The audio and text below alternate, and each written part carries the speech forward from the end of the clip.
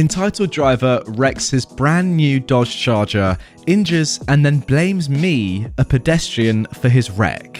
For some backstory, I work for a subcontracting company that does really niche IT work for various municipal governments, and my truck is loaded with equipment for computer repair and roadwork. Like I said, it's niche, but this becomes important later.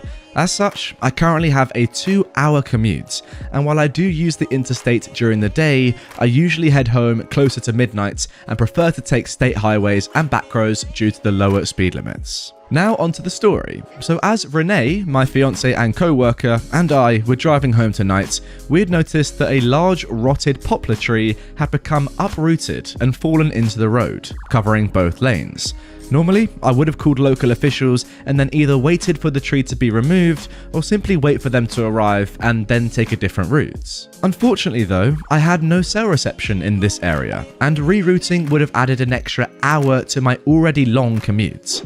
As such, I figured I'd try to use my demolition hammer, the best thing available to me, to try and at least weaken it until someone came by with cell reception that we could flag down and get to call local authorities. So I turned on our hazards, turned on our beacon, and Renee and I both put on our reflective vests and hard hats with built-in lamps. While Renee brought the tools over to the tree, I began grabbing the traffic cones to block off the road. Enter Brad. As I finished setting up the cones behind the truck, Renee began handing me the cones to put in front of the fallen tree. No sooner had I begun reaching for them when we heard the roar of a brand new sunrise orange Dodge Charger RT flying up the back road with a 30-mile-an-hour speed limit at highway speeds. I ran in front of the fallen tree, shining my flashlight on the already well-illuminated tree, and I tried to flag down the Charger. It was no use. He never even hit his brakes. I dove out of the way at the last second as the Charger plowed into the tree, turning it into a horizontal fulcrum and me into a baseball as the tree struck my shoulder and launched me about 10 feet. I got up, extreme pain throughout my left side, and I was unable to raise my arm. Adrenaline was coursing through me. I ran, hobbled quickly to the remains of the poor, obliterated Charger, now smoking and leaking fluids all over the road. Miraculously, Brad and his nice girlfriend, both about my age, early 20s, got out and were completely unharmed, though understandably shaken. Renee, who miraculously found the one spot with coverage, called emergency services, and the nice girlfriend called Chad, Brad's nice dad, and that's when I heard it. Oh god, my car! How could this happen? Why does this always happen to me? What? And that was when Brad looked at me, looked at the clearly uprooted tree, and proceeded to have a unique reaction, one that I never thought really ever happened, one that sounded like...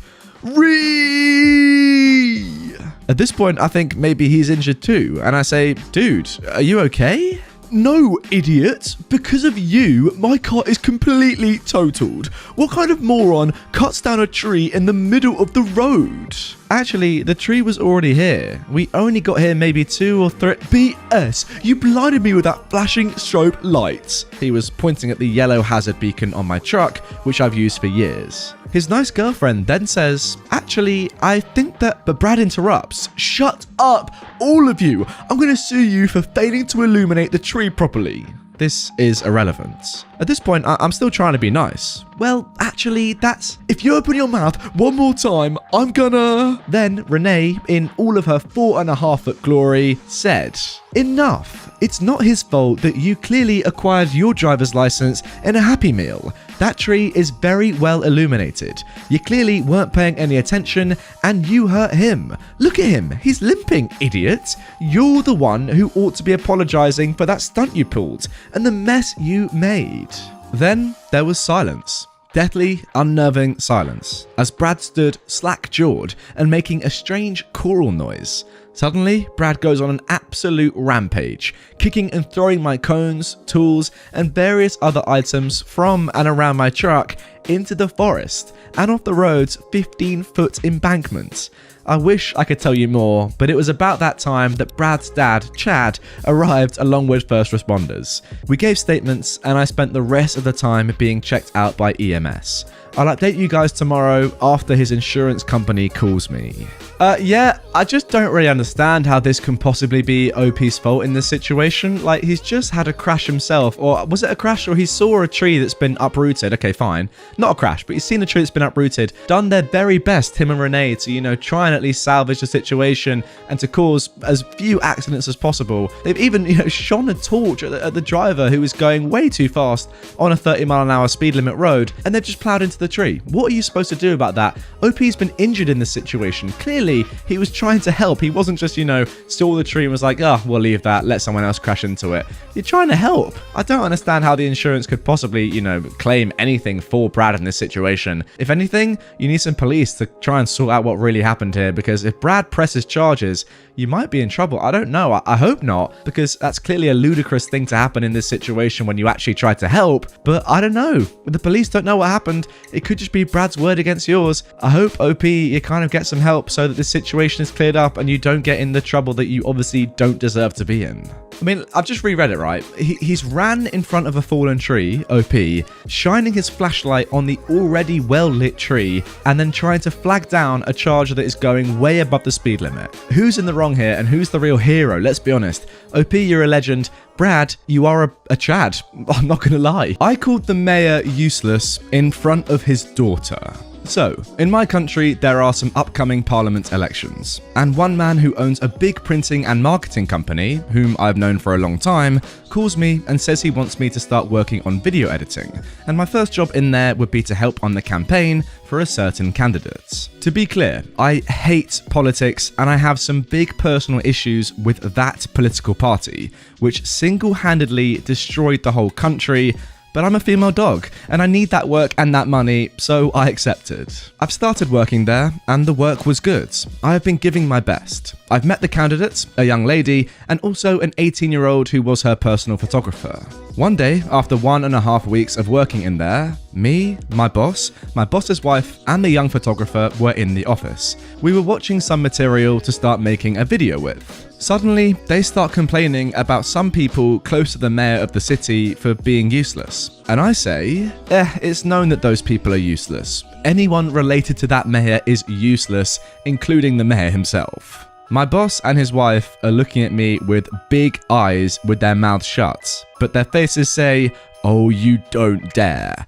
I say, what's happened? And then my boss says, "She is the mayor's daughter."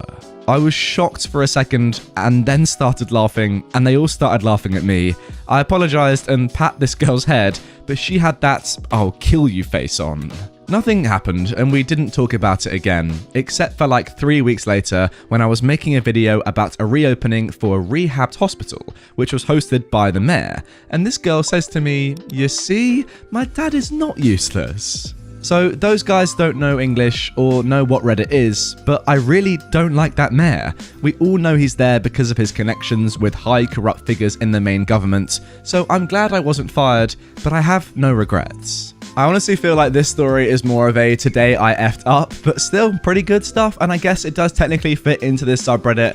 Just a weird one that you'd pat her head afterwards. I'm not really sure why you'd do that. Surely you'd be embarrassed and you'd apologize to her rather than patting her on the head. But anyway, yeah, pretty funny story, I guess. Guys, let me know down below in the comments, have you ever been in a situation where you've been talking to somebody about someone else that you dislike, not realizing that the person you're talking to is related to the person that you're talking about? That must be extremely embarrassing. I think OP honestly handled it pretty well just by laughing, admitting his mistake and being like, oh well, I'm sorry I said it, but I guess it's funny.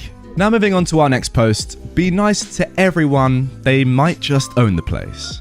For some backstory, I own a portfolio of 5 different businesses that have little in common with each other. They are all service-based, and 3 of them are public-facing and in different areas of the state in which I live.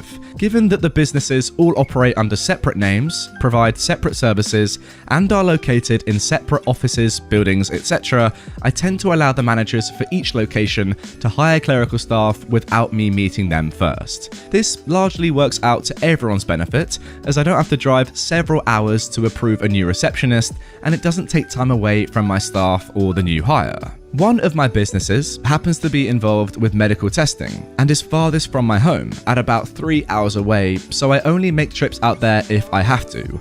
Shortly before COVID hit, I drove out to the medical testing office to pick up some papers and to meet the new receptionist that had been hired a few days prior. I asked the manager in charge of that office to send me the new hire's name and some background info so I could introduce myself without not knowing anything about them. I pulled up to the office at around 5:45 and walked up to the check-in counter where the new receptionist was sitting. Before I could say anything, let alone introduce myself, she says, "We're about to close, so you need to come back later." I thought she was joking, and I kind of chuckled and waited for the new receptionist to laugh too. But the receptionist said, "Are you a crackhead or something? I said we're closed." While I try to keep in mind that I don't know what is going on in someone's life to cause them to be in a bad mood, I also don't want this new receptionist or any of my staff to speak to anyone in that manner. This is the conversation between the new receptionist and I that followed. "Do you speak to customers that way?" "Yeah, when you people come in late like you own the place." "I do." "You do what?" "I own this place." "Okay." Then I show her the badge that states I'm the owner. "I'd like to see you in my office now." The new receptionist's eyes got very wide as she watched me swipe my badge, thus unlocking the door that leads from the lobby to the staff area. I passed the manager's office and told her to follow me to my office, which she did. The manager, the new receptionist, and I sat down in my office and I explained the situation to the manager. I then explained to the receptionist that our office gets people from all walks of life and in all types of situations, and that I don't tolerate any of my staff speaking to people in such a manner when they are representing my business. I asked the manager to draft termination papers while I had a final check made out to the new receptionist. When we settled all the formalities of firing her, I handed her the check, which she grabbed out of my hand and tried to storm out of the building. However, by the time we finished, it was past 6 p.m, which is when the office closes and the front door automatically locks and requires an employee badge to unlock. As such, when the new receptionist tried to open the door, it was locked, and when she tried to swipe her badge, the little red light just blinked because her badge was no longer active. The manager ended up having to swipe her badge to let the new receptionist out, to which the receptionist mumbled thanks and left. I'm not gonna lie guys, when I was just reading this story, I thought to myself when the manager fired the new receptionist just like that, I was like, that seems a little bit harsh, doesn't it? Can't you just say don't speak to people like that again? But then I've just thought about it now, and if a receptionist, who is your first impression of, meeting the company when you walk through that office door, is speaking to random customers like that sets such a bad precedent, such a bad first impression for that company, that yeah, I completely agree with OP. I would fire her on the spot as well after a little bit of thinking. You just don't want to give that first impression off to new customers, potential new customers. What a horrible person. I mean, who would even speak to that day to day, just outside of your job, to a normal person you haven't met before? It's just not a nice thing to do, is it? Yeah, I completely agree with OP. If you are the sort of person that treats people like that, I don't want you working for my company. Simple as that. Now moving on to our third story, I just want to clock in. I'm out of work because of COVID, so occasionally I drive my husband to and from work, because he has a long commute and at least once in a while I can do the driving for him. Now, he works at a warehouse type shopping centre. Between 9 to 10 AM, Monday to Friday, they have senior shopping. His shift started at 9:45. I had some shopping to do, so we walked in together. I went to grab a cart and go to the back of the line of regular shoppers, waiting for the senior hour to finish up and be let in. My husband kisses my cheek and walks into the building. Now, we're in our 30s, definitely not close to the 55 plus. The lady at the front of the line starts shrieking that man was just allowed in to shop and didn't wait in line like the rest of us. I stopped mid-cart grab and watched it unfold. My husband turns around and politely explains, while holding up his badge, sorry mom, I work here, I'm just showing up for my shift, is all. I'm not cutting the line, I promise. But she loses it. She demands to speak to a manager since people are being allowed to cut in line in front of her, and how she's been waiting for over an hour to get in. The doors didn't even open until 9 AM, and there are signs everywhere explaining that 9 to 10 is senior hour, and it has been this way for months. My husband continues to try and calm the lady down, explaining that he is an employee. His shift starts in 3 minutes, he's not cutting in line, he's clocking in for his shift. The person watching the door keeps explaining the same. Finally, a manager comes to the front. Karen is now blue in the face from yelling and screaming. It's time for my husband to clock in, and he can't get past the front because Karen keeps screaming. The manager explains that my husband is, indeed, there to work and get everything ready for the incoming flood of patrons. But Karen was having none of it. My husband finally decides that in order to just end the situation, he'd use the back entrance, at the complete opposite side of the giant building. His manager and my husband share a very knowing look. The manager apologizes to Karen, who now looks incredibly righteous. The manager says he'll have a talk to the employee at the front door. There's some whispering, my husband's co-worker smiles a little. It's now 10 AM, and the doors are supposed to be open to everyone. Karen starts looking very, very impatient as the manager, now standing at the door, tells her he can't let the general public in until there are 2 people at the door. We wait, and wait, and wait, and wait. And about 5 minutes after 10, my husband walks up from inside the building to the door and calls Karen on into the building, apologizing for being late as he was being held up. The laughs from the people in line behind her were just precious. She went from blue in the face, screaming, to red and embarrassed. Yeah, to be honest guys, I just don't understand this Karen one bit at all. Even if this person wasn't who they said they were, would it really matter if just one person was cutting in line in front of you? In that situation, surely just let them go. They're saying to you, right, I'm an employee, I work here. Even if you have 95% of doubt that they're just not even telling the truth, but why does it matter? Just let them go. In the worst case scenario, it's one person in front of you. In the best case scenario, you're not holding up someone who needs to do their job and ultimately is about to serve you in 5 minutes when the store opens to the general public. I just don't get it. Just let them go. What's the big deal here? To be fair though, it would be weird for someone to make up a lie about being an employee there right in front of the staff's face as well who were on the door. Surely they would just say, no, you don't work here if the person was lying, or they'd let them in if they were an employee. I don't know, it just seems very, very strange logic once again from this Karen. Now moving on to our final post, just a quick one. Too old to work in a place like this? Several years ago, I was the manager in a trendy independent clothing boutique that catered to teenagers and college students. I had a couple of girls, probably in the 18 to 20-year-old range, come in with their mother. I was working register that day, so when they asked for help, our owner started helping them select items and take them into the dressing room. When they finally got up to the checkout, the mother said to me, "You should fire that lady. She's way too old to be working in a hip place like this." The old lady was standing a few feet away and walked up to the woman and said, "I don't just work in this place, I own this place, and I designed most of the clothes you just bought.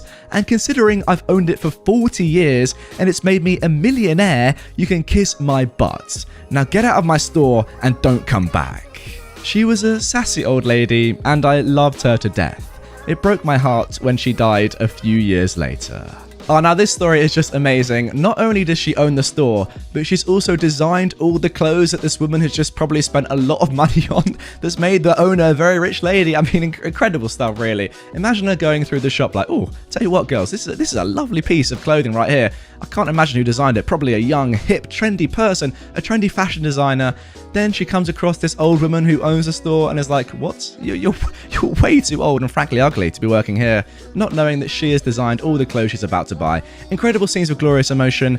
Long live the king. I don't know why I've said that, but screw it. Let's go to the outro.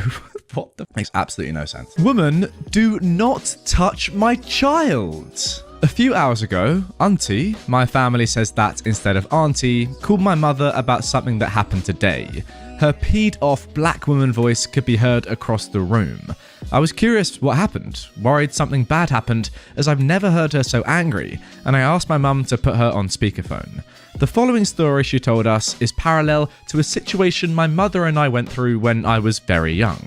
Here's how it began. Early this afternoon, my auntie, aged 52, and her daughter, aged 9, went to the store to pick up baking supplies for my cousin to make her first gingerbread house. My cousin had always wanted to make one and was inspired when I shared photos of the holiday goodies I made. I told her it's more fun to make food from scratch, and they just taste better, and she wanted to give it a try. That was their plan for this weekend. My cousin and auntie went to Dollar Tree for candy, since they could get way more for way less than their local grocery for the good brand name stuff. They had most of the ingredients at home, so they didn't need much. Being the holiday season, they were in the grocery line for quite a while. My cousin bounced with excitement, saying how she couldn't wait to get started on the gingerbread house and make it so cute. There was a white woman in line behind them. Auntie assumed she was 40-something, whose outfit said she could buy anything at full price and still afford her bills for the month. She said, with a big smile, "Your daughter has such pretty hair." One thing about the women in my family, we all have great hair because we take care of it. It's thick, healthy and beautiful, and we take pride in it. We all stopped using relaxers before my cousin was even born, so it was 100% pure African American hair. It is a lot of work, but the payoff is worth it. My cousin loves getting her hair styled. Today's style was 2 twists over her head like a headband, butterfly clips, and matching bubble balls around 4 separate, evenly parted twists with flower barrettes on the end. It was windy where they live, so my auntie also gelled her hair down. My auntie thanked the woman for the compliments. My cousin was shy around strangers and inched forward, feeling uneasy as the woman was not on the 6-foot marker on the floor separating them. While my aunties started loading their things onto the conveyor belt, she noticed one of my cousin's flower barrettes fell off, and one of her little twists came loose. Auntie told her to pick it up. She has bad knees, as not to lose it. My cousin bent down to get it, and as soon as she stood up, the woman behind grabs her and starts touching her hair. This total stranger put her hands on another stranger's child, especially a black woman's child. Yeah, her obituary would be in the works if it were my kid. When auntie saw her, she hollered, "Female dog, get your freaking hands off my child!" The woman stared at her wide-eyed, but didn't stop. "She's fine. Her hair is just so pretty. I couldn't resist the urge to touch it." My auntie starts taking her earrings off. It wasn't her first fight. She said, "Lady, I do not know you, and I am not above resisting the urge to touch you." She snatched the woman's hand away and threw it aside as it smacked into the conveyor belts. The woman cried out in pain while clutching her hands and yells, "What the heck is wrong with you?" Auntie tells her, "You don't put your hands on someone else's child. If I did that to your kid, you'd have my black butt arrested." The woman looks at my cousin, who is on the verge of tears, and says, "I bet your mean mummy beats you at home, doesn't she? You're probably being abused. I can take you away from that pain, baby." My cousin began to step back from the woman, smelling the crazy on her, and this broad quickly grabs her arm by force. My cousin shrieks, and my auntie backhands the woman clean across the face. The woman just gasped and stared at my auntie like she was crazy. To auntie's credit, she was the right kind of crazy, the kind you don't F with when it comes to her carbs. Auntie didn't know if someone called a manager or security or if they were already coming, but they did, and the 2 security men restrained auntie. Now, she is no small lady. The woman immediately started sobbing and told them, "Arrest this psycho. She assaulted me when all I did was say her daughter's hair was pretty." But auntie said, "You put your hands on my baby. You're lucky I'm not whooping your butt up and down these aisles." The cashier and some onlookers vouched for her, saying she didn't know the woman who just started touching cousin's hair for no reason. The manager told one of the security guards to stay with the woman, while he, auntie, and the other guard went to his office.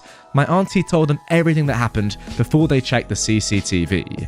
Everything from the woman touching cousin's hair to my auntie slapping the taste out of her mouth when she tried to grab cousin by force. Everything that my auntie told them was caught on video. The manager asked my cousin if she was okay, and she said yes. She was just scared for the other woman because she thought her mum was going to, and I quote, "beat the white off that woman and curb stomp her." This made the security guy laugh. He was a black man with a daughter himself and agreed that his wife probably would have done the same thing. They went back to the woman and told her that my auntie was indeed acting out of self-defense for her child. The manager told her that because she grabbed the little girl by force, she was on the hook for first-degree kidnapping charges. This is when the woman started fuming and shouted, "It's not my fault this skin pigment related slur is a horrible mother. Oh, for God's sake." And there it was, the infamous word that ended Paula Deen's career and made Dave Chappelle a household name. The manager, the security guards, the onlookers, Auntie saw a lot of drop jaws and heard a lot of shocked gasps. The woman realised what she said and sputtered, trying to save face. The manager promptly told her to shut up and asked my auntie if she wanted to press charges. Auntie, of course, said heck yeah. The security guard who waited with the woman slapped some lovely silver bracelets to go with her outfit and escorted her out of the store. She was charged for the attempted kidnapping and banned from the store for the hate speech. Edit to add, I found out from my auntie that half the people there were black, including the manager. Some people clapped as the woman was escorted out. My auntie's $40 purchase was comped and they went home. No matter how sweet my cousin makes her gingerbread house, I'm sure the justice she and my auntie got today was even sweeter. Alright, so let's be honest, a lot happened in that story. I need to just go through it again and quickly unpack it in my own mind before giving my, concluding thoughts. Alright, now first of all, touching black people's hair because it's cool.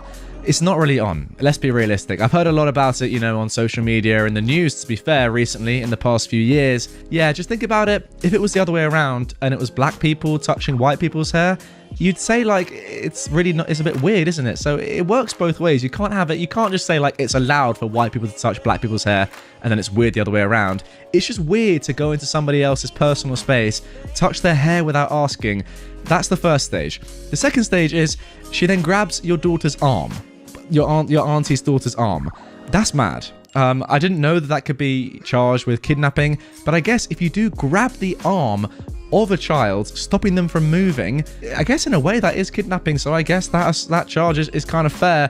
I don't really know why she then went to that length. I mean, fair enough, touching her hair is pretty bad, but after the mum said don't do that, you should have just said, okay, fair enough, I won't do that again. My apologies, just wanted to touch her hair, even though it's a bad thing. This woman from the very beginning of the story was just very clearly in the wrong. She was within the 6 feet boundary, the 2 meter boundary that you've got to be outside of in these COVID times. And then it just got worse and worse from there. And yeah, she did deserve to get kicked out of the store and arrested. Good stuff. Now moving on to our next story. Entitled lady demands to adopt my cats. For some backstory, I recently started fostering cats to help me get over some personal issues. I own 2 cats, Maggie and Milo. At the moment, I have 4 cats I'm fostering. I was contacted about a potential adopter, and we scheduled a time yesterday for her to come meet Billy Bug, one of the fosters. Well, the woman comes, and she seems normal enough. No Karen haircut, and she's planning to adopt the cat as a birthday present for her 12-year-old daughter. So the meeting goes pretty well. I introduce her to Billy Bug, who is the chillest cat on the planet. He's mostly white with a black face and paws. As I'm telling her about him, she notices Maggie chilling in the cat tree. Of course, I let the cats roam wherever they want, and she asks about her. I explain she's my baby. I adopted her and her brother after they were abandoned on the side of a road. Maggie is a gorgeous cat. She's black and white, pretty small, and is the fluffiest cat in my place. She's also the only female cat in my place. All my other fosters are boys. So Karen asked if she could adopt Maggie instead of Billy Bug, and I had to stop myself from laughing. I told her Maggie was not up for adoption. She got mad and told me I work for a shelter, I can't just keep the best cats for myself. I told her that I had Maggie for a year before I started fostering, and obviously I'm not letting anyone adopt my pets. So, Karen tells me she's going to report me to the shelter. This shelter needs foster families in order to save more animals. It's a no-kill shelter, and foster families allow them to take in more animals that would have ended up euthanized. I asked her to leave. She told me she wasn't leaving without a cat, and stormed over to the cat tree and picked up my Maggie. Quick note about Maggie, she only likes to be picked up on her terms, which is almost never. So Karen picks her up and Maggie starts pushing against her chest with her paws. And I'm telling Karen to put her down and get out of my house. And as she tries to readjust her hold on my baby, Maggie gets fed up and uses her claws. Karen drops her, and she and Billy Bug both bolt from the room. I tell Karen to leave, or I'm calling the cops. She finally leaves, going on about reporting me to the shelter. As soon as she's gone, I call the shelter and tell them everything that happened and that I cannot, in good conscience, allow that woman to adopt a cat in my care.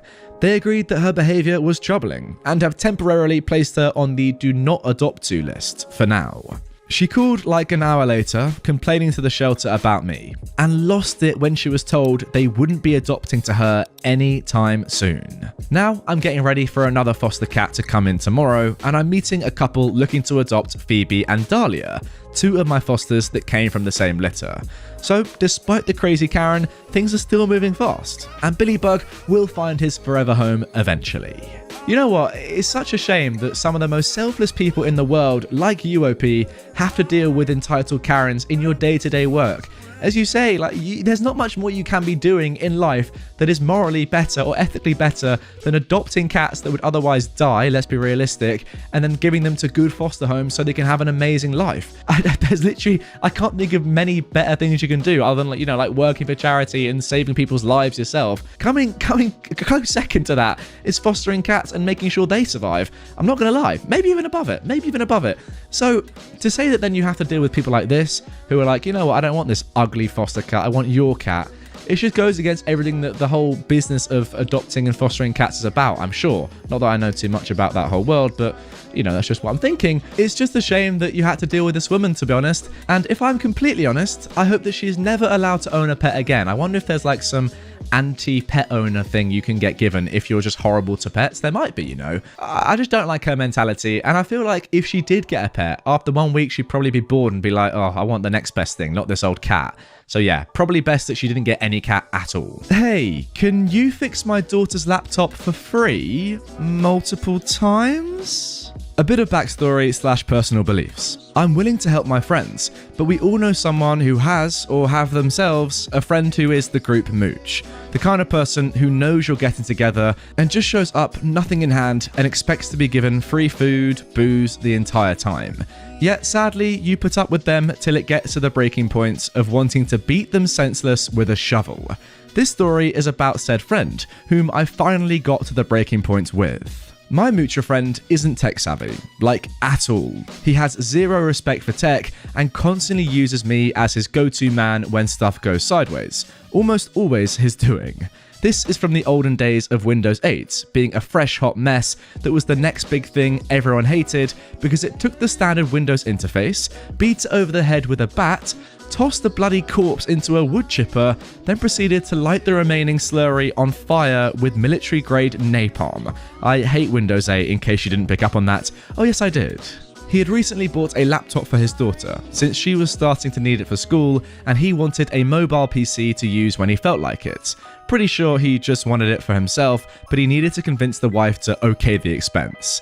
Instead of asking me for inputs, he decides he was just going to go to Big Blue Multi-Story and buy the cheapest laptop model that rhymes with hell. Okay. It took less than a day of him fighting with it to call me and ask if I'd put Windows 7 on it, because he hated Windows 8.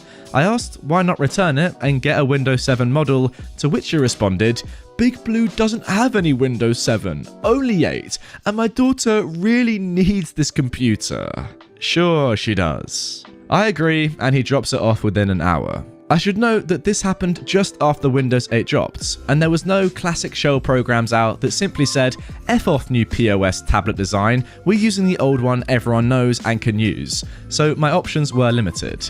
I did an initial look at what I was getting myself into, and lucky me, Hell had only put out drivers for Windows 8 for this model. Yay! I do about 6 hours worth of hunting / downloading / tweaking drivers and praying / cursing the tech gods as I installed Windows 7. I had to cherry pick working drivers for most of the hardware. The rest I got to work through sheer trial and error. I made a restoked disk, backed up and labeled every driver for this system in individual numbered folders in case I needed to redo anything on this POS. My friend is notorious for effing up his computer's operating system. I give him a ring and let him know it's good to go, and he picks it up the next day. Well, that sounds like a lot of work. Less than 2 weeks later, he texts me saying something's wrong with it. It won't do blah blah blah, or I can't get it to do what I want. Shocking, I know. I just restore from the disk I made and give it back the same day. Let's see how long this lasts. Almost a week later, same thing. Again, a quick restore and I give it back. This time, it took almost a whole 3 weeks till I got a text. Now I'm fuming. What the heck is he doing to this thing to F up the operating system? I finally took the time to look at the system and see what the F was going on. He had a bunch of cracked games downloaded and was trying to run those, a bunch of virus/malware on it, and a bunch of shady prawn sites in his browser history. I'm livid. The only reason I kept fixing this dang thing was because it was supposed to be his daughter's. I got a hold of his wife to see exactly who was really using the laptop and for what. It turns out he told her it was having issues and he was constantly trying to fix it at home, and even took it to work to mess around with it when he had time. He was a manager at a hut that sells pizza, by the way.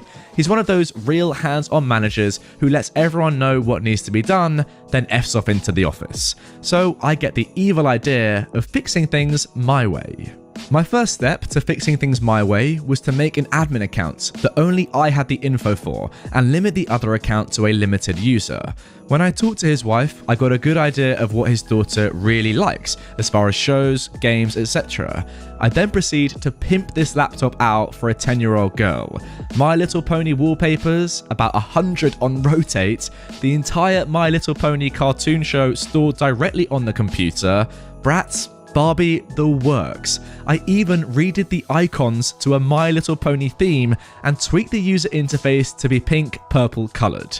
I made sure there was a parental lock on the browsers to prevent anything prawn related from even showing up on the laptop. I installed TeamViewer and locked in my personal credentials so I could get on anytime I needed.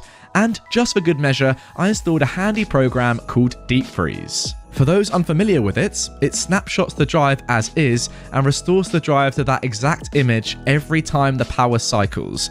Only downside to this program is you lose anything you save on the computer when the power cycles. But that's not a problem, since I'd gotten a bulk pack of thumb drives that were multicolored and came with lanyards. I even went a step above and beyond and got a My Little Pony skin for the laptop lid in case he thought of taking it to work again. I personally delivered the laptop this time, when the wife and daughter were home. The girly, high-pitched squeals of joy that nearly ruptured my eardrums made it all worth it. She went off on a joy-induced tirade as I show her and her mum everything I did, including all the shows and games I put on just for her.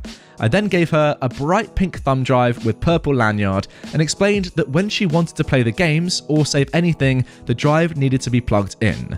I set the save path for all the games to the thumb drive and added a shortcut to the drive itself on the desktop to make sure she wouldn't lose any schoolwork she was doing. I made sure both her and her mum knew the thumb drive had to be plugged in, otherwise things wouldn't be saved. I didn't mention the parental lock I set up, or deep freeze. I wanted that to be a surprise for my friend later. Both her and her mum thanked me. I got a big hug from the daughter, who was still flying around on cloud 9, and she was begging her mum to watch My Little Pony with her before I even left. I knew it was only a matter of time till I got an angry text or call from my friend, as soon as he got a chance to use the laptop. I was waiting with gleeful anticipation. I had dropped the laptop off on Monday, and I knew he wouldn't get a chance to use it until Friday, when he got back from a trip he took. Cut to Friday night, and I get a call around 8 PM, which I ignore and let go to voicemail. I get 3 more calls every 5 to 10 minutes, which I also ignore. Then I get a bunch of texts which I ignored till about 11 PM, when I figured he had ample time to try and F with the laptop to only be shut down at every attempt. I call him up with an especially snarky attitude, acting half asleep, just to annoy him. He said, "Finally, where the F have you been? I tried calling you and texting, but you never responded." "Oh, yeah, I had a long day, so I took an evening nap. What's up?" "What's up? This POS laptop is busted. That's what's up. I can't get anything to work right. I downloaded a game and tried installing it, but it says I don't have admin rights. I restarted it and the game files were gone completely, so I re-downloaded it, but it still couldn't install. It's not even letting me browse the web. I thought you fixed this. What the heck?" "Calm down. I'm sure it's something simple. Let me remote in. Wait, you can do that? Yeah, I got sick of having to have it dropped off, so I installed remote software. Let's see. First thing I do is remotely restart the system. It did it again! What? The game I downloaded is gone from the desktop. Oh, yeah, I put software on the laptop that restores it to a default setting. Anything not saved on an external drive gets removed. I gave your wife and daughter a thumb drive. Didn't they tell you it was needed?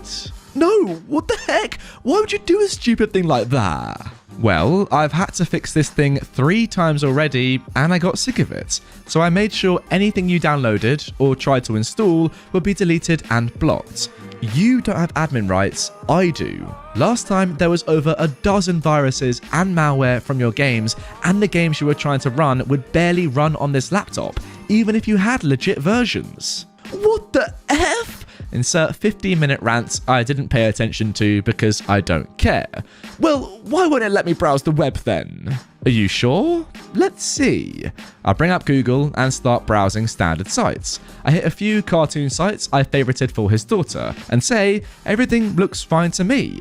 Could you be referring to the prawn sites that were in your browser history on your daughter's laptop?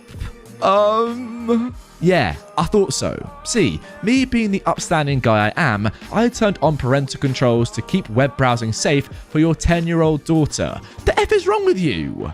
But... No buts. It took a lot of work to get this thing working for your daughter's sake, and then you use it as your personal play toy, which I had to fix 3 times? I'm done with your BS. I made it so your daughter can use her laptop when and how she needs. If you want to get your own laptop and F it up beyond repair, that's fine by me. No more freebies if you F something up being an idiot. If you think this is unfair, I'd be more than happy to let your wife know exactly what the issue with the laptop was, including screenshots of your browsing history. I don't mind helping, but you go above and beyond being a mooch a lot of times.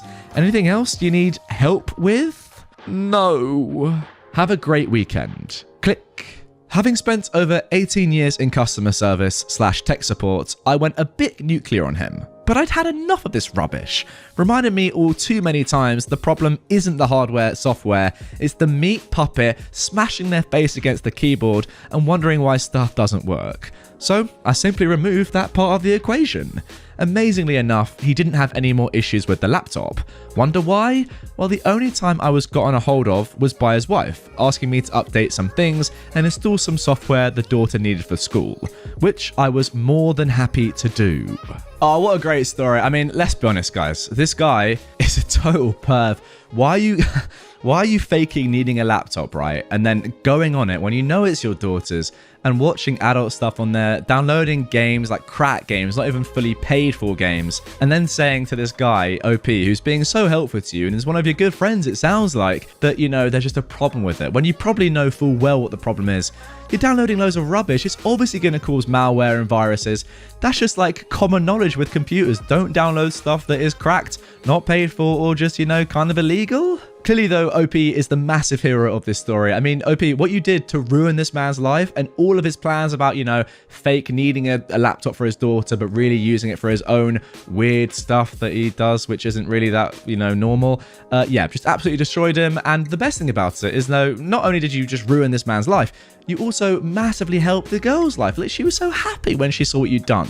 You went the extra mile to make her laptop so personal to her and just so amazing and perfect for her everyday use, you know, playing My Pony little games or whatever, or just, you know, doing schoolwork. Pretty insane stuff.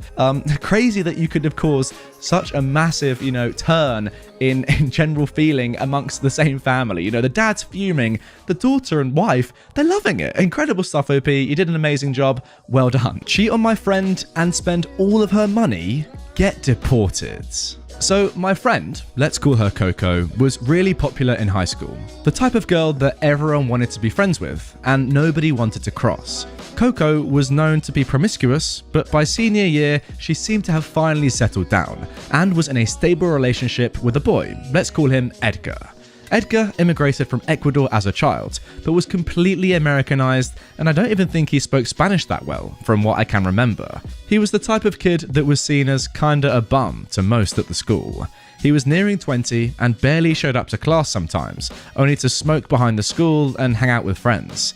I guess he was on some sort of program to get his diploma before he legally couldn't continue showing up. Regardless of this, he made my friend happy, so even if I didn't think he was Prince Charming, I tolerated him.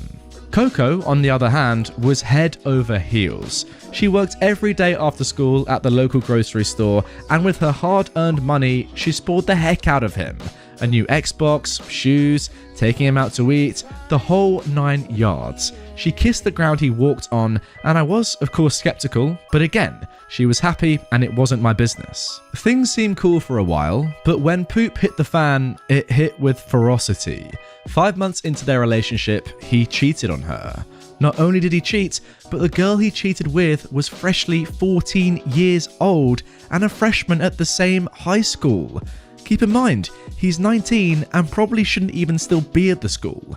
Now, this 14-year-old girl wasn't exactly innocent. She'd had a reputation for a while for sleeping around with older men, and she looked around 17 to 18 years old. Not to take away from the gravity of the situation, but to point out that she was a very willing participant. I just feel it's needed context.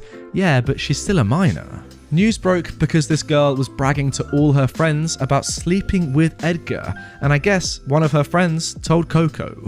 I was almost 100% sure that Coco was going to fight this girl. She being 17 at the time, she wouldn't have gone into the trouble she would have being an adult.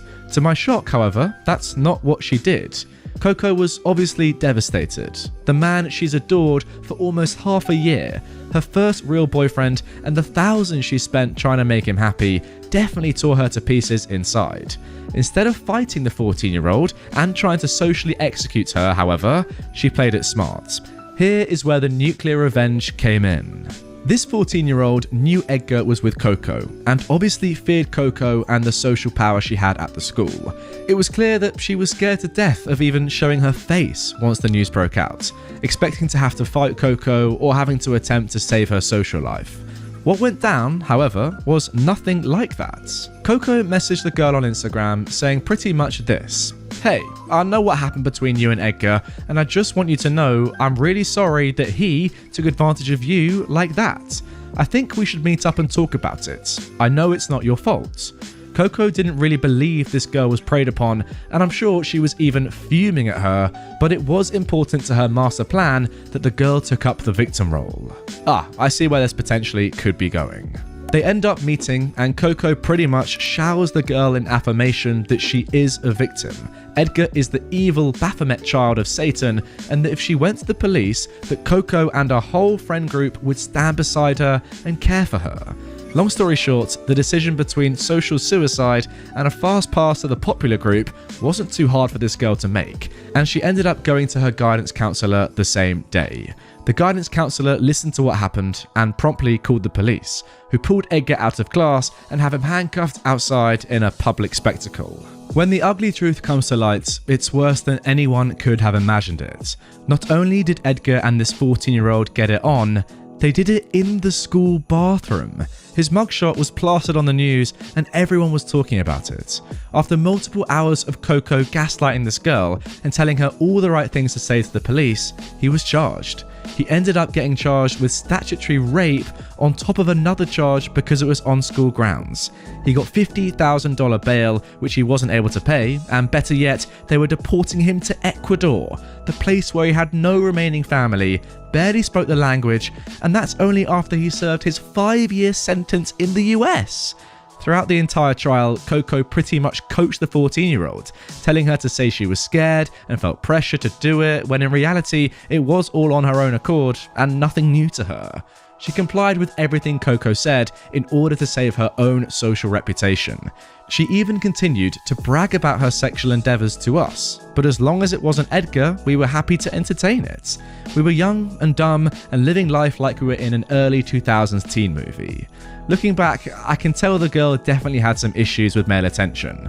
Regardless, for the rest of our senior year, Coco let the girl tag along with us and treated her really well, even bringing her to senior prom in a loophole for the LGBT students. 3 years later, the girl is seemingly doing great. I see her on social media from time to time, and she's enrolled in college for the full semester.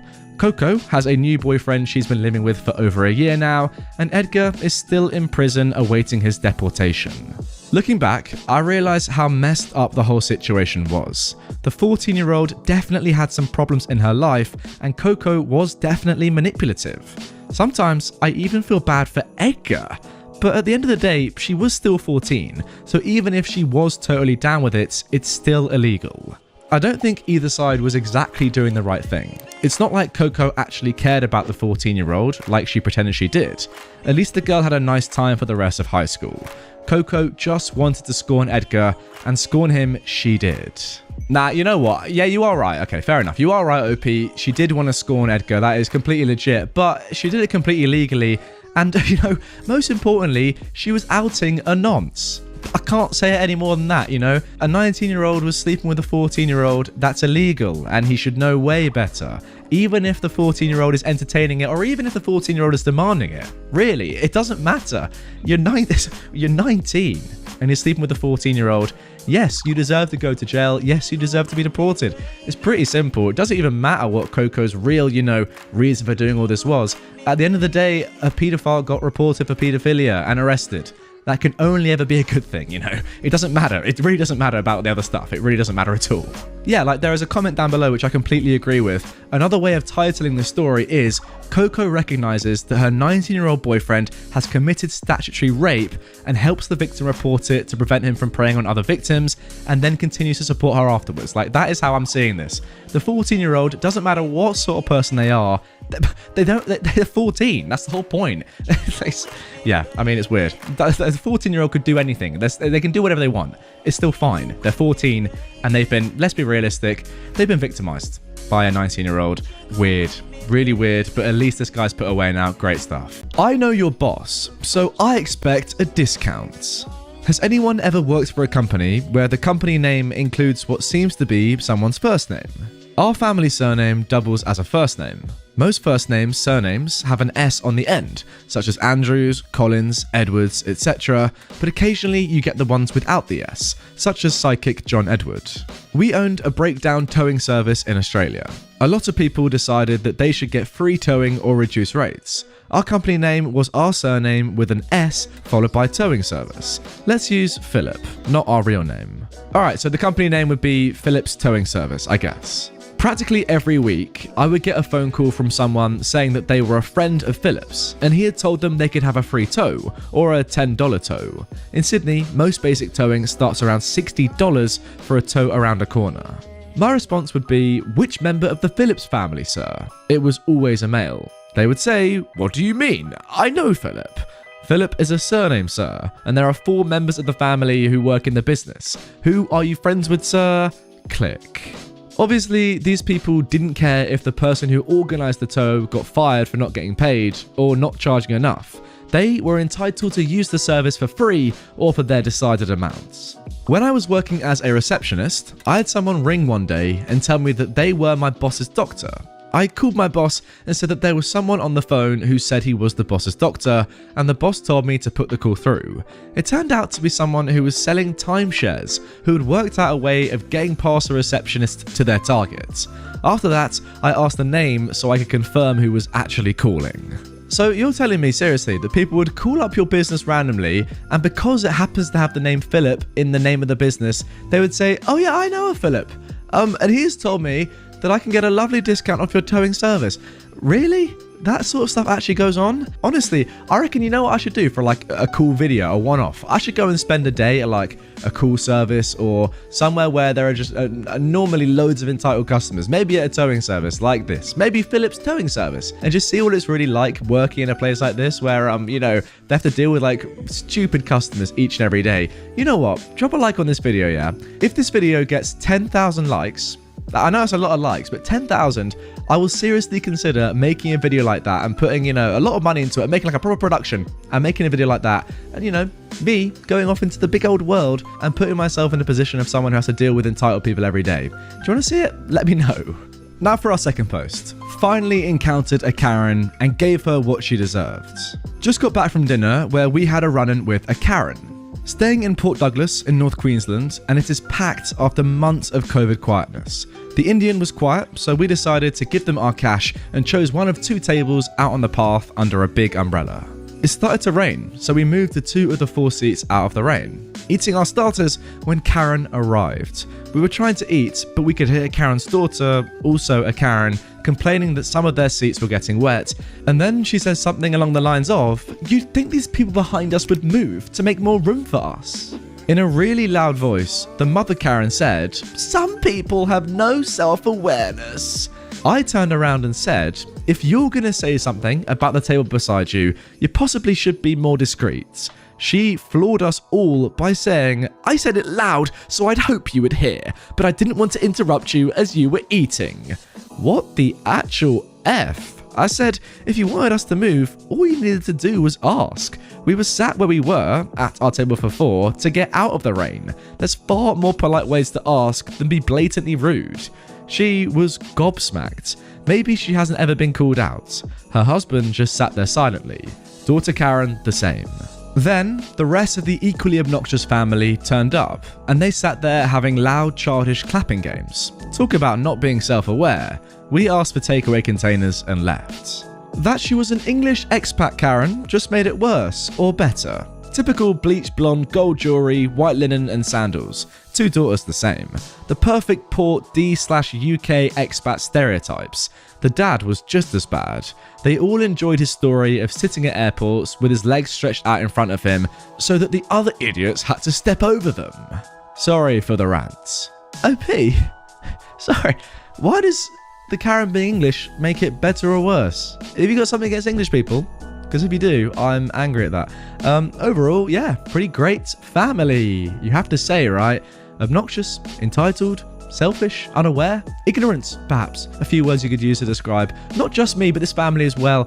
Yeah, what is wrong with English people, man? Come on, tell me. I think we're right, you know? But seriously, if you've got a problem, comment down below, like the video. Let's move on to the next story.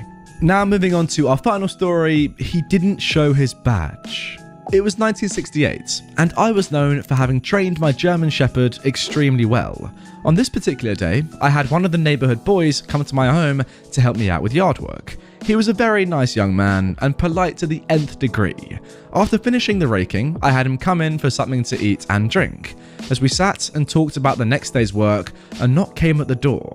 I answered to see 2 men, who demanded, "We came to pick up Earl for questioning." To take Earl to the police station for questioning without showing some kind of warrant was a red flag in my book.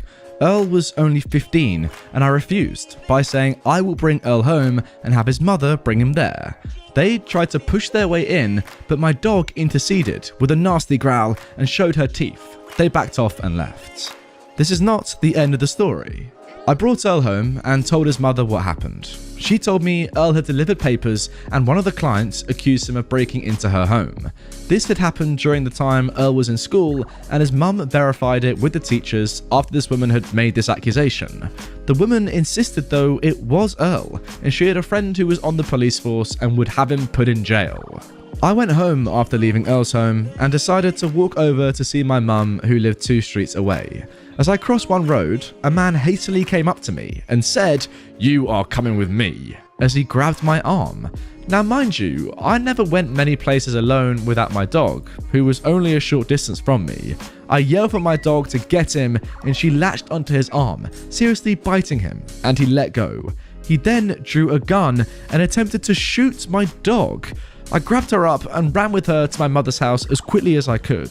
The man left in his car. Later, I found out this man was a detective and needed stitches from the bite. He was deemed at fault as he didn't show his badge. Lucky us.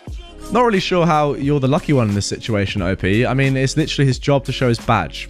That's like the first level common sense of being an officer or a detective or whatever in a position of power. You got to be ready to show your badge. You got to be ready to show some form of credentials so that people can actually identify you and say, yeah, you seem credible, man. You work as a detective. How could he not show his badge there? It's like 101 of being a detective, that you get ready to show your badge and say your name. I'm detective blank. Surely. Am I being silly there? I don't think so. So yeah, I guess overall you were kind of lucky, but in many ways it was the detective's fault for not saying who he really was, not properly identifying himself. And anyway, Earl, what a lovely name for a 15-year-old, by the way, I must say. If any of you are called Earl, let me know. What a name. Earl had a good alibi. He was in school, so it can't possibly have been him. So realistically, none of this was lucky. You know what was lucky though? And I give you this. Having a dog that can attack people. What a weapon to have up your sleeve. If I could walk around with a snake that would attack people, if you don't know guys, I do have a snake. I'm going to insert some footage right here of me with Marty. Marty, you need to be sensible now, because you're now going behind my back. Okay, now he's on my head. Oh, what a lovely bandana this is. He just does what he wants, this lad. Always has done, always will. He's quite old now, actually. How old is he? 15-ish? And yeah, I mean, he just does what he wants. Let me put him on my neck so he's a bit more comfortable. There we go. There we go. Get your body around there, lad. There we go. This is him. The young Mart. Well, he's quite old now, really, but I do apologise for this, by the way. Imagine me, right, going on a walk with this boy, and someone comes up to me and says, you know what, mate, you're under arrest. And I just say, you know what, no, Marty, attack. And he just goes and eats him. Would be pretty nuts, wouldn't it? What a superpower that is to have an animal that will protect you. I'm not going to lie. One of the benefits of having a dog, I guess. Anyway, not luck, more just skill, I would say, in choosing a great pet. A customer followed me to my car, accusing me of stealing my unbagged groceries. I'm in Aldi after a long day of numerous events. One being working overnight and essentially having been awake for more than 24 hours, and I'm filling up a cart with needed items for the house. I'm at the register and realise that the bag of tortilla chips I grabbed is primarily smashed. I talked to the cashier about him scanning that bag and then allowing me to head back into the very small aisle section of the store to get a lesser crunched bag. He agrees. I pay for my groceries and my daughter immediately takes my receipts. Before I head back into the aisle section of the store, I ask the cashier if I need to confirm with him that I got the bag before heading out of the store, and he says no, it will be fine. I grab my lesser crunched bag of chips. I make my way across the front end and through an empty register with my cart full of groceries and my 2 young children. I do not bother the cashier I had, nor do I bother the other one at another register. I was told it was fine to just leave, so I just left. I'm outside of the store, and the wind is picking up pretty good. There's a storm coming. It's about 3 o'clock, and it's dark out, and the parking lot lights are on. This is going to be a wicked downpour. I get my kids and my shopping cart to my car. I put my kids in first, and then start putting my groceries into the reusable bags that I'd left in my car. For those not familiar with Aldi, they charge you for bags, or you can bring your own, or walk out with no bags, or use boxes. It's all up to you. I'm finishing up, and a woman, another customer, pops up out of what seems like nowhere. I will gladly help you pay for those groceries that you just put in your car, she says, but you need to come back inside with me right now. They are going to press charges. I'm trying to help you. They are reviewing the camera footage. They are calling the police. They know you stole those groceries. She goes on saying stuff of this nature for a few minutes, and I'm completely shocked at what's coming out of her mouth. I'm floored. I did what? So I say to her that I paid for my groceries, but she insists that she watched me walk through an empty register with my full cart and walked out of the store. And, well, that's because at that moment that she tuned into my shopping trip, I did do just what she said. I tell her again that I paid for my groceries, and she asked me for my receipts, which I cannot produce because I assume my daughter must have let it go on accident when the major gust started, and the wind took it along with her mask that she had been wearing. Yes, I feel awful for littering a mask via the gusting wind. She will not stop accusing me long enough for me to get more than the guy with the spider tattoo or I already paid for them out of my mouth. I finally snap at her and say if you could be quiet for just a few minutes, I could explain. She tells me that I don't need to explain. She saw me and they are going to press charges and she's just trying to help me. I'm getting angry, and my umbrella that I had taken out to use to return my shopping cart to the store started malfunctioning. I don't know if she thought I was waving at her, but she starts saying, "Okay, I believe you. I will go inside and tell them you didn't steal them. You can leave." I'm furious at this point, and drenched, and also really concerned that the police actually were called. So I get in my car and drive me and my kids to a parking spot closer to the front of the store. I take my children out of their seats and carry them both into the store during the downpour to confirm with the cashier that he remembered me, and that he remembered the chip agreement. He said very loudly, yes. To which I responded, this lady, she made it back inside right after me, said that you guys were watching the camera and think I stole them. I was just checking that you remember me. The customer then starts to say, I didn't say, and then her voice trails off. Or I block her out, I don't know. I start towards the exit for the second time. My daughter says to me, Mummy, you got me all wet. Why?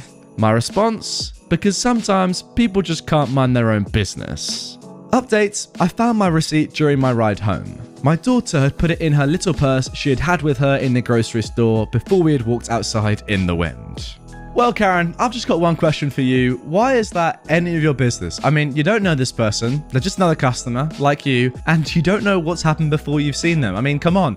It's not that hard to, think/consider that obviously there have been events that have happened before you've gone into the store and seen them with your own eyes. It's not that hard to comprehend that, yes, maybe there has been an agreement with the cashier to just go and swap an item out. I mean, that happens quite a lot of the time, right? You're queuing to get rid of or check out all your items from a store, then you realize that one of them is, a little bit defect, or you want a different version or something, and you just say to them, can I go and swap it? And they're like, yeah, you know what, mate, that's absolutely fine. So I don't know why you got your neck involved, to be honest, Karen. It was a waste of time. That's all I can say. And also, why is she making up a load of rubbish? Like, I'm just trying to help you. They're calling the police. We all know that's not true. We all know you're just getting involved because you want to be. And you're nosy. Do you not think, guys? If you disagree with me, comment down below. Do you reckon Karen was actually being a good person? I don't. I think she was just getting her head involved when it didn't really need to be. What do you think, though? Comment down below. I'm interested. Now moving on to our second story. Dad thinks he's entitled to tell you when to stop eating.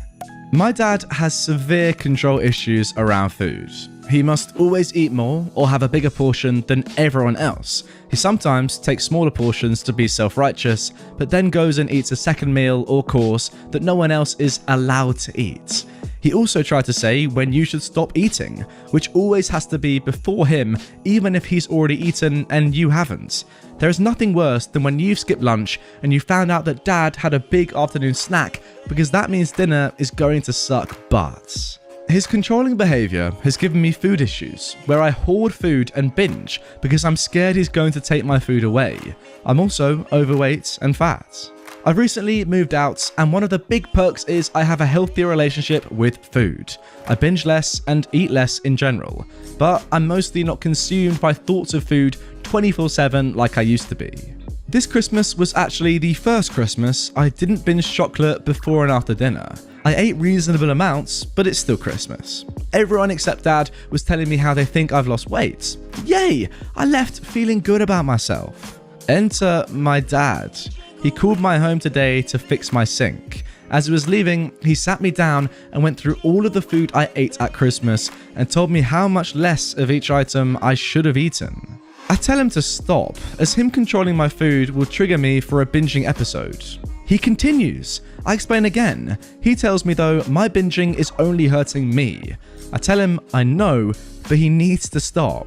I also mention how freaking creepy it is for him to watch me eat and count what I eat during Christmas.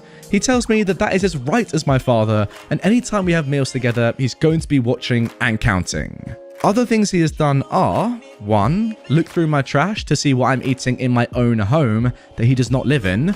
2. Question what I've ate every day. And 3. Offer to order my groceries online for me so I don't have to go to shops during COVID. He then edited my shopping list to meet his standards. However, I am slowly gaining more control over food in my life, and I feel so free. Jesus, what a horrible person. Do you reckon this dad ever thinks, he stops for 1 second, he thinks to himself, I wonder why my child has such, severe eating disorders, like needing to binge, being overweight. I wonder why that could be. Could it possibly be because of me? No, it can't be that. It must be other people, because I'm being nice to my child. I'm looking out for everything that OP eats. just to make sure they don't get too fat.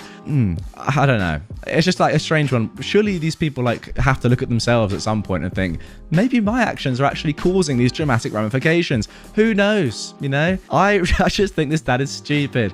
Like, how controlling, how weird of a person to be to even like try and control your kid's food in the first place, let alone when they say to you, please stop, you are the reason that I have trouble with my food and eating in general. Then just carry on and say, no, it's my responsibility as your father. Strange bloke. Yeah, pretty much I would just say, get away from this man as quickly as you can, OP.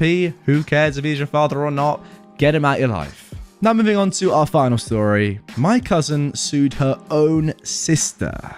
My great-grandaunt died of COVID in the beginning of 2020. It's been a huge blow for the entire family, especially her two daughters. The drama between them came to a head when her will was read out. She left both of her daughters 1.5 acres each of land that she owned out in Louisiana, but she left her house to her oldest daughter. That house is a family staple. It was the house my great-grandaunt lived in when she moved from Louisiana to Washington to be with someone she loved.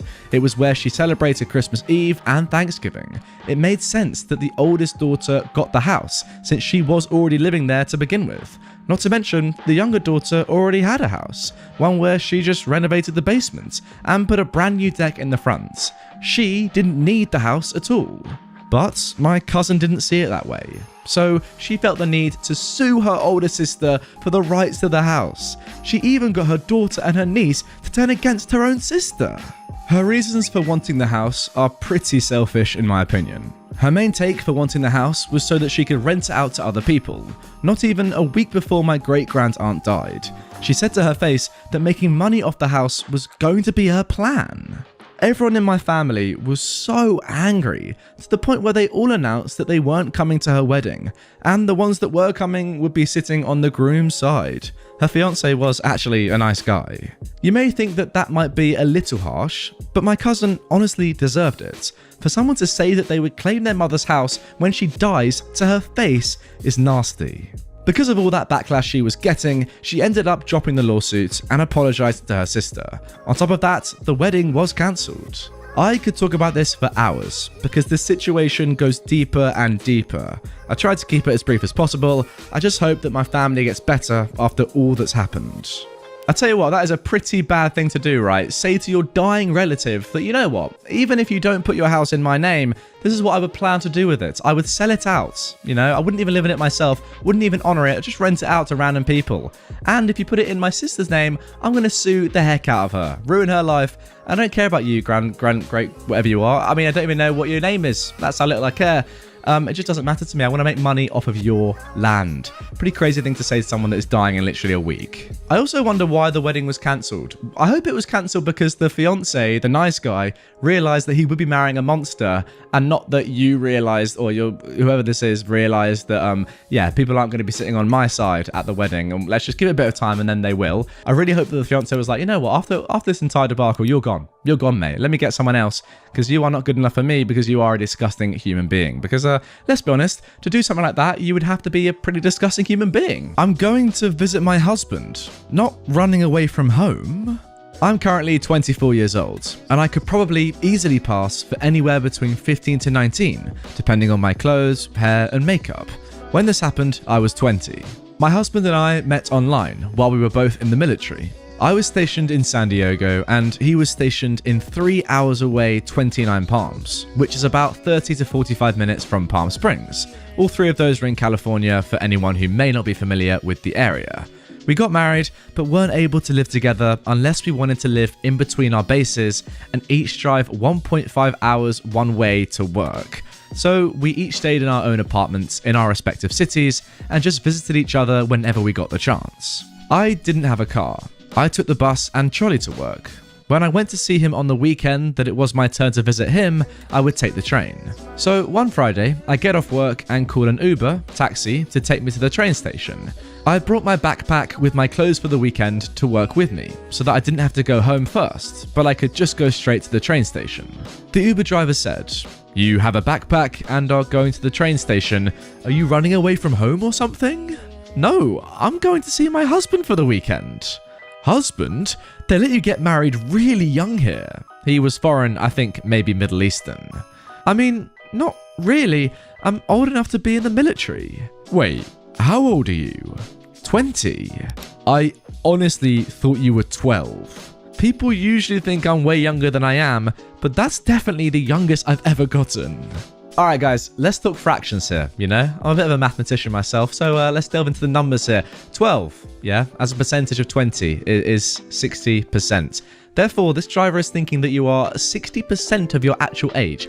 That's like saying to a 40-year-old that they look 18, you know? Have I got the maths right there? Someone correct me in the comments, 16 or 18, one of the two. Pretty mad, nonetheless, it is my overall point. To be thought of that you are pretty much half the age that you really are. I've never seen someone that is 20 that looks anywhere near to 12. I mean, 15, 16 maybe, but 12? That's just an insult at that point. I mean, come on. That's a madness. Now moving on to our second story. Kiosk employee mistakes my friend for a predator. I'm 19, he's 21. So I, a 19-year-old female-to-male guy, was hanging out with a couple of friends at one of their apartments. We were all drinking and just having a good time with each other. Around 3 a.m, it was just me, Sam, my 21-year-old male friend, and another guy who was still awake, as everyone else had gotten tired and gone to bed. Sam and the other guy were both hungry, so me and Sam volunteered to walk to a kiosk nearby for some grub. I didn't want anything myself, but I felt like getting some fresh air. When we got to the kiosk, I just kinda walked around aimlessly while Sam went for some snacks first. I noticed that the kiosk employee at the register, who was the only employee there at the moment, was staring at me and Sam. I figured he was probably watching us to make sure we weren't stealing.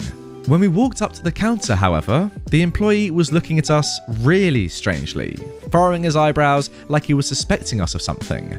When he looked at Sam, he looked sort of angry, and when he looked at me, he seemed more concerned. We paid for our stuff, and just as we were about to leave, the kiosk employee stopped us. This is the conversation that followed.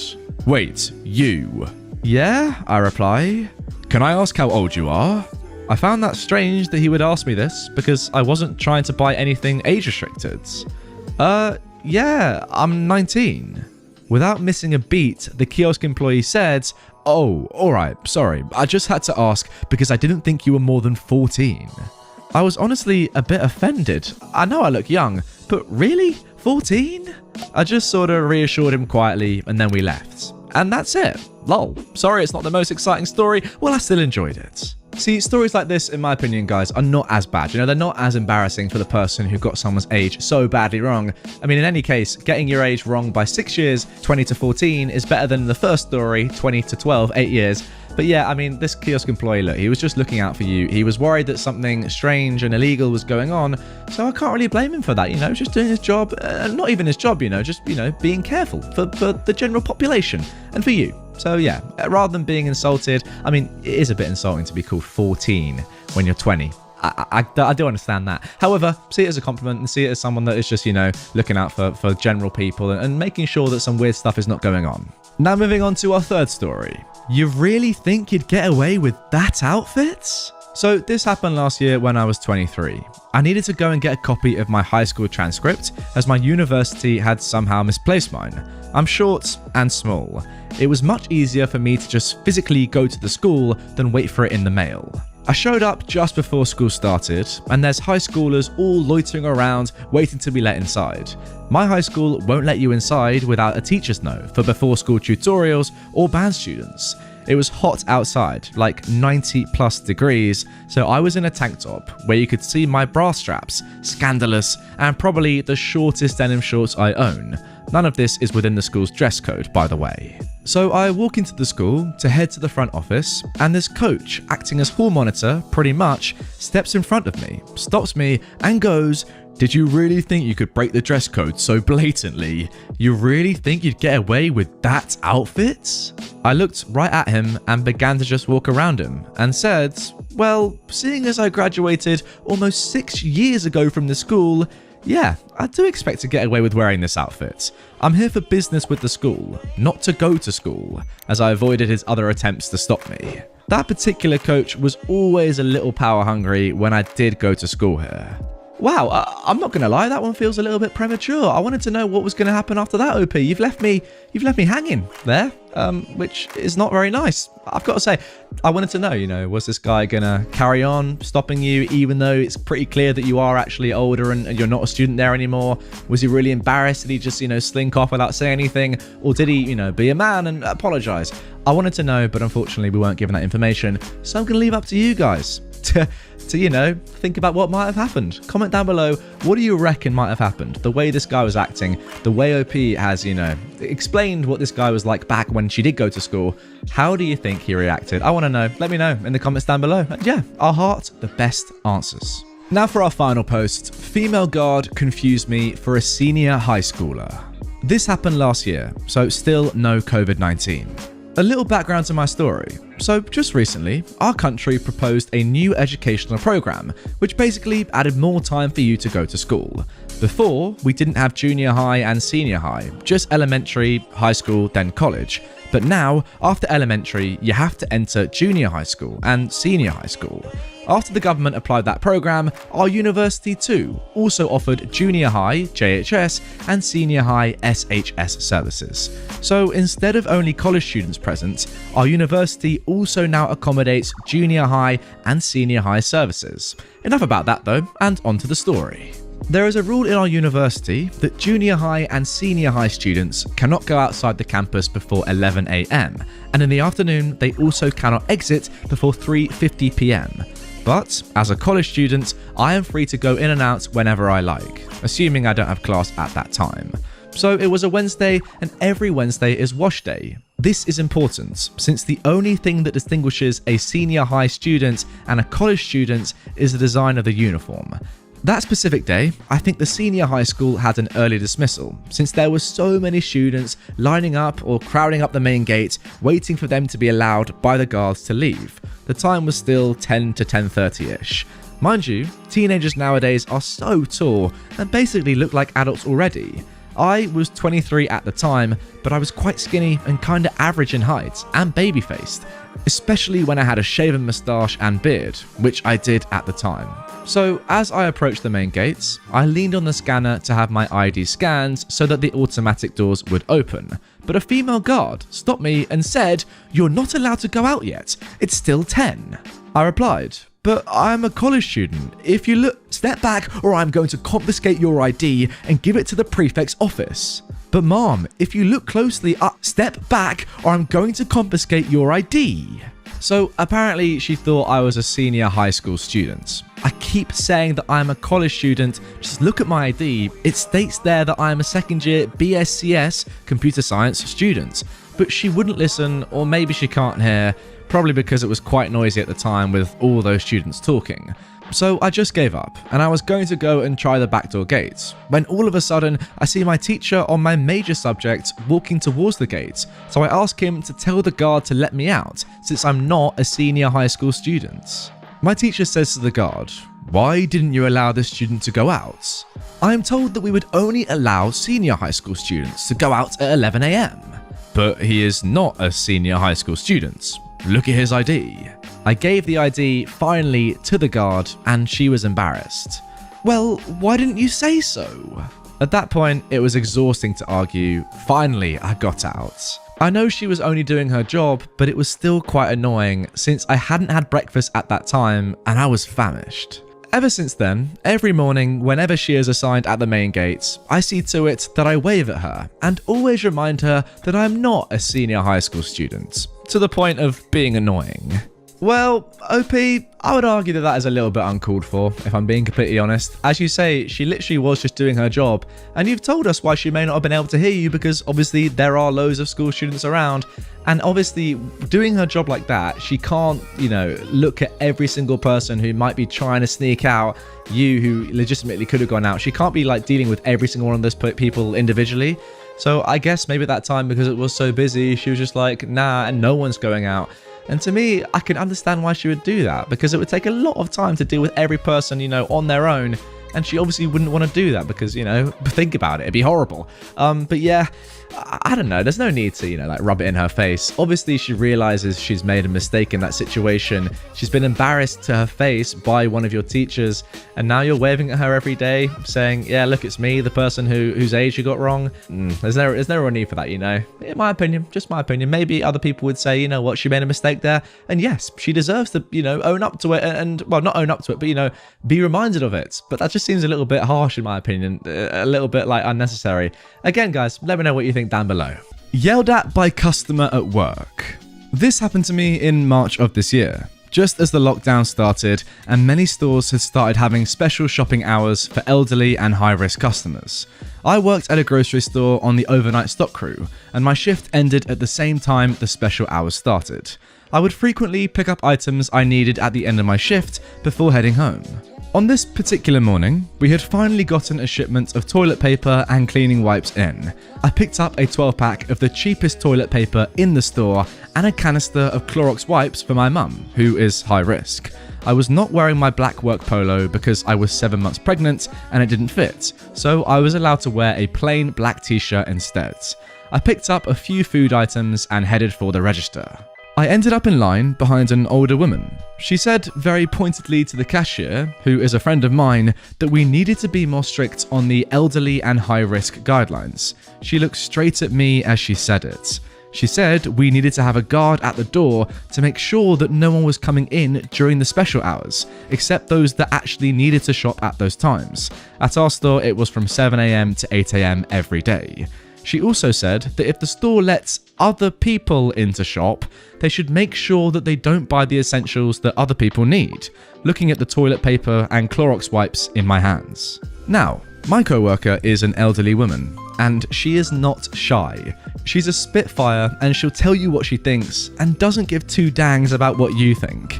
She looks straight at the woman and says, there is a limit on essential items. You can't buy 2 packs of toilet paper. The customer had 2 of the biggest packs of toilet paper we sold. We're talking 18 rolls. The woman snapped at her with a, fine, whatever, but I'm not coming in here if you're going to keep letting other people in during the special hours. I want to speak to a manager. Bet you guys didn't see that one coming. My co-worker calls the manager on duty, which happens to be my manager on the overnight crew. He comes up and this woman goes off, yelling about how we're letting regular people shop during the special hours, how the cashier was rude and was limiting her, etc. Full on Karen. My manager looks at me and can see that I'm irritated. He looked at the customer and straight up said, I would like for you to leave. She got angry and asked why she should be the one to leave when she was clearly following the rules of the shopping hours, and I was not. He said, and I'll never forget this for the rest of my life, this customer you are harassing is my best employee. She just finished working a 9-hour shift to fill these shelves so that you could come in to buy your essentials. She is picking up a few items after her shift. And on top of that, you're harassing a pregnant woman who is considered high risk, and she has as much of a right to shop during these hours as you do. She is exhausted, and she's scared because of the pandemic, but she comes in every night, works extra hours, and busts her butt so people like you can come in and talk down to her. You can leave now, and you're welcome to stay out. And he walked away. She tried to stammer an apology at me and ask about my baby, when I was due, what I was having, etc. when the loss prevention guy showed up to escort her out. I ignored her and picked up one of her packs of toilet paper instead of the 12-pack I had grabbed. I checked out my items and was on my way while the loss prevention guy took her picture and made notes that she was banned from the store for 30 days for harassing an employee.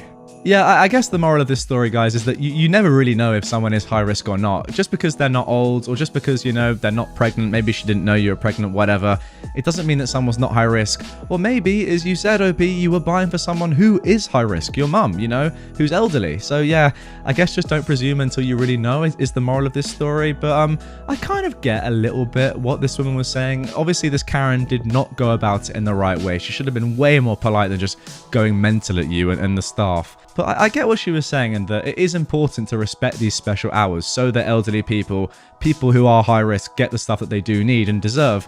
It was just unfortunate for her that OP, you'd been working all night stocking the shelves and you were just on your way out, and yeah, she happened to get annoyed at you. But yeah, I kind of see what she was saying. Do you know what I mean, guys? I'm being a little bit, lenient with this woman, but I kind of understand where she was coming from. She's probably tired as well. She's probably scared of going out in the pandemic. But yeah, no need to be overly aggressive in this one is my overall point, I think. Now moving on to our second story. She does work here, lady. She just doesn't get paid. While this is not the typical retail horror story, I thought you might enjoy it here anyway. I'm a retired veteran and have been for more than 20 years, making this story just about 3 decades old. Usual disclaimers for the passage of time and my failing memory, but I'll do my best. Thank you. I'm in civilian government service these days, but back then I was a technical sergeant in the healthcare administration field. I've been assigned to the base hospital's outpatient records office as the non-commissioned officer in charge, not long before these events transpired, and we were short-staffed due to Operations Desert Shield and Desert Storm, so we were busy. This was long before the days of electronic medical records. These were good, old-fashioned, coloured folders, chock full of all your appointment notes and test results, all filed on shelves, lots and lots of shelves. What with active duty personnel, their family members, and local retirees and their spouses, there are about 44,000 of them. If you scheduled an appointment more than 24 to 48 hours in advance, we would pull your record the night before and send it to your provider's clinic. Otherwise, you had to come see us yourself to sign out your record before you could be seen. It was a weekday, early to mid-morning I think, and we had a long line of patients at our service window. I was on duty along with 2 to 3 junior enlisted workers and RL, a very nice lady. We were dodging each other in the narrow aisles and pulling records as quickly as we could. It wasn't quick enough for IK though, inpatient Karen, who, RL, the records lady, was helping. I was near the window checking a patient's eligibility when the impatient Karen sighed like the air brakes on a bus pulling up to the curb. A moment later, she starts whining. "What is taking so long?" Then, "This is stupid. I can't believe this." And, "What's wrong with her?" Waiting in line is rarely fun, and is much less so when you or your children are sick, so I get it. I stepped up and I told the Karen I'd check on her record and be right with her. I found the records lady in the aisle looking at the shelves with confused frustration, and I understood the delay. Now my colleague, the records lady, had suffered a traumatic brain injury some years before, and while she didn't have any major deficits or disabilities, she occasionally had trouble processing numbers. Our records were organised using a terminal digit system, based on the first 2 digits of the last 4 digits of the service member's social security number. This could be challenge enough for the lady if she was in a rush. Being under the pressure of a foul-tempered Karen did not help. I suggested she take a break in the back, found the record, and took it to the service window. "Here you go, Mom. I'm sorry about the wait." "Finally, you need to get rid of that woman. I can't believe she actually gets paid to work here." Each exclamation point, by the way, there was accompanied by an increase in not just volume, but also venom. "I should complain to your commander." I wondered how in the heck this woman could not see and understand the difference between my colleague record lady's uniform and mine. I was wearing BDUs, battle dress uniform, and she was wearing street clothes with an apron. Mine was woodland camo and her apron was white with some red trim, maybe pink too, and a conspicuous red cross smack dab in the middle of it, as in the American Red Cross. So, I hand the impatient Karen her record and say, "I understand your frustration, and again, I'm sorry for the wait. But while she, the records lady, does work here, she's a Red Cross volunteer. She doesn't get paid for helping you. Not one dime. However, I'll forward your concerns to my commander, and I'll send a copy to your husband's commander as well, as a professional courtesy, of course." She went pale, realizing that she may have just gotten her husband into trouble. She drank her big steaming cup of STFU and walked the walk of shame to her appointment without another word. Just as I promised, I wrote up the incident for my commander, who actually contacted the impatient Karen's husband, clued in my first sergeant, and CC'd the hospital patient advocates, just in case. I never heard anything further.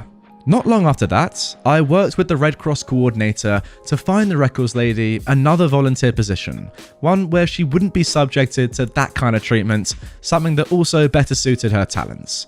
She really was a nice, generous lady, and I didn't want to see her volunteer efforts wasted thanks to some self-centered Karen's abusiveness. Oh man, I feel so bad with stories like this, because yes, this person technically is an employee, but they're not getting any money. They're volunteering their time just for you to come in, Karen, and just be abusive to them and ultimately really disrespectful and ruin their day when they don't even have to be there. They're literally gaining nothing being there in terms of a monetary value. They're just giving their time to help. Oh, it's such a shame. And yes, Karen didn't know, but that's no excuse, right? You can't just be horrible to an employee. Like in the first story, you can't just be horrible to a customer. You can't just be horrible to an employee. You don't know why they're there or why they're in a certain position. I guess the thing with both these stories is don't presume because, or don't assume because it makes an ass out of you and me. And by you and me, I don't mean you and me. You watching and me speaking. I mean you and me, other people. Yeah, it would never be us, don't worry. Anyway, it's a shame, isn't it? It's just a shame that people act this way, because why not just, go in with a little bit, a bit more kindness and say, I'm really sorry, I am in a rush, but can I get these things because, my kid's sick, I've got to go and do this, I've got to do whatever. Doesn't really matter at the end of the day. Oh, I just feel bad for this woman. And yes, she has been moved to probably a better position for her because she does not deserve this. But imagine what this would do to your self-esteem, getting abused when you're volunteering. It's not even like you're getting paid and you hate your job, you're volunteering. Oh, it's sad, but I hope she has a better position now is all I can say. One that she at least enjoys more than this rubbish. Cheat on my friend and spend all of her money? Get deported.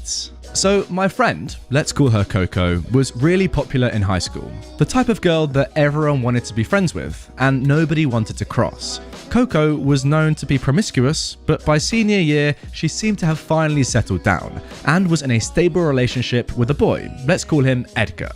Edgar immigrated from Ecuador as a child, but was completely Americanized, and I don't even think he spoke Spanish that well, from what I can remember. He was the type of kid that was seen as kinda a bum to most at the school. He was nearing 20 and barely showed up to class sometimes, only to smoke behind the school and hang out with friends. I guess he was on some sort of program to get his diploma before he legally couldn't continue showing up. Regardless of this, he made my friend happy, so even if I didn't think he was Prince Charming, I tolerated him. Coco, on the other hand, was head over heels. She worked every day after school at the local grocery store, and with her hard-earned money, she spoiled the heck out of him. A new Xbox, shoes, taking him out to eat, the whole 9 yards. She kissed the ground he walked on, and I was, of course, skeptical, but again, she was happy and it wasn't my business. Things seemed cool for a while, but when poop hit the fan, it hit with ferocity. 5 months into their relationship, he cheated on her. Not only did he cheat, but the girl he cheated with was freshly 14 years old and a freshman at the same high school. Keep in mind, he's 19 and probably shouldn't even still be at the school.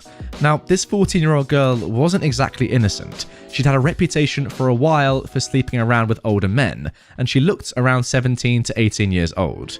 Not to take away from the gravity of the situation, but to point out that she was a very willing participant. I just feel it's needed context. Yeah, but she's still a minor. News broke because this girl was bragging to all her friends about sleeping with Edgar, and I guess one of her friends told Coco. I was almost 100% sure that Coco was going to fight this girl. She being 17 at the time, she wouldn't have gone into the trouble she would have being an adult. To my shock, however, that's not what she did. Coco was obviously devastated. The man she's adored for almost half a year, her first real boyfriend, and the thousands she spent trying to make him happy definitely tore her to pieces inside. Instead of fighting the 14-year-old and trying to socially execute her, however, she played it smart. Here is where the nuclear revenge came in. This 14-year-old knew Edgar was with Coco, and obviously feared Coco and the social power she had at the school. It was clear that she was scared to death of even showing her face once the news broke out, expecting to have to fight Coco or having to attempt to save her social life. What went down, however, was nothing like that. Coco messaged the girl on Instagram saying pretty much this: "Hey, I know what happened between you and Edgar, and I just want you to know I'm really sorry that he took advantage of you like that. I think we should meet up and talk about it. I know it's not your fault." Coco didn't really believe this girl was preyed upon, and I'm sure she was even fuming at her, but it was important to her master plan that the girl took up the victim role. I see where this potentially could be going. They end up meeting, and Coco pretty much showers the girl in affirmation that she is a victim. Edgar is the evil Baphomet child of Satan, and that if she went to the police, that Coco and her whole friend group would stand beside her and care for her. Long story short, the decision between social suicide and a fast pass to the popular group wasn't too hard for this girl to make, and she ended up going to her guidance counsellor the same day. The guidance counsellor listened to what happened and promptly called the police, who pulled Edgar out of class and have him handcuffed outside in a public spectacle. When the ugly truth comes to light, it's worse than anyone could have imagined it. Not only did Edgar and this 14-year-old get it on, they did it in the school bathroom. His mugshot was plastered on the news and everyone was talking about it. After multiple hours of Coco gaslighting this girl and telling her all the right things to say to the police, he was charged. He ended up getting charged with statutory rape on top of another charge because it was on school grounds. He got $50,000 bail, which he wasn't able to pay, and better yet, they were deporting him to Ecuador, the place where he had no remaining family, barely spoke the language, and that's only after he served his 5-year sentence in the US. Throughout the entire trial, Coco pretty much coached the 14-year-old, telling her to say she was scared and felt pressure to do it, when in reality, it was all on her own accord and nothing new to her. She complied with everything Coco said in order to save her own social reputation. She even continued to brag about her sexual endeavours to us, but as long as it wasn't Edgar, we were happy to entertain it. We were young and dumb and living life like we were in an early 2000s teen movie. Looking back, I can tell the girl definitely had some issues with male attention. Regardless, for the rest of our senior year, Coco let the girl tag along with us and treated her really well, even bringing her to senior prom in a loophole for the LGBT students. 3 years later, the girl is seemingly doing great. I see her on social media from time to time, and she's enrolled in college for the full semester. Coco has a new boyfriend she's been living with for over a year now, and Edgar is still in prison awaiting his deportation. Looking back, I realise how messed up the whole situation was. The 14-year-old definitely had some problems in her life, and Coco was definitely manipulative. Sometimes I even feel bad for Edgar. But at the end of the day, she was still 14, so even if she was totally down with it, it's still illegal. I don't think either side was exactly doing the right thing. It's not like Coco actually cared about the 14-year-old like she pretended she did. At least the girl had a nice time for the rest of high school. Coco just wanted to scorn Edgar, and scorn him she did.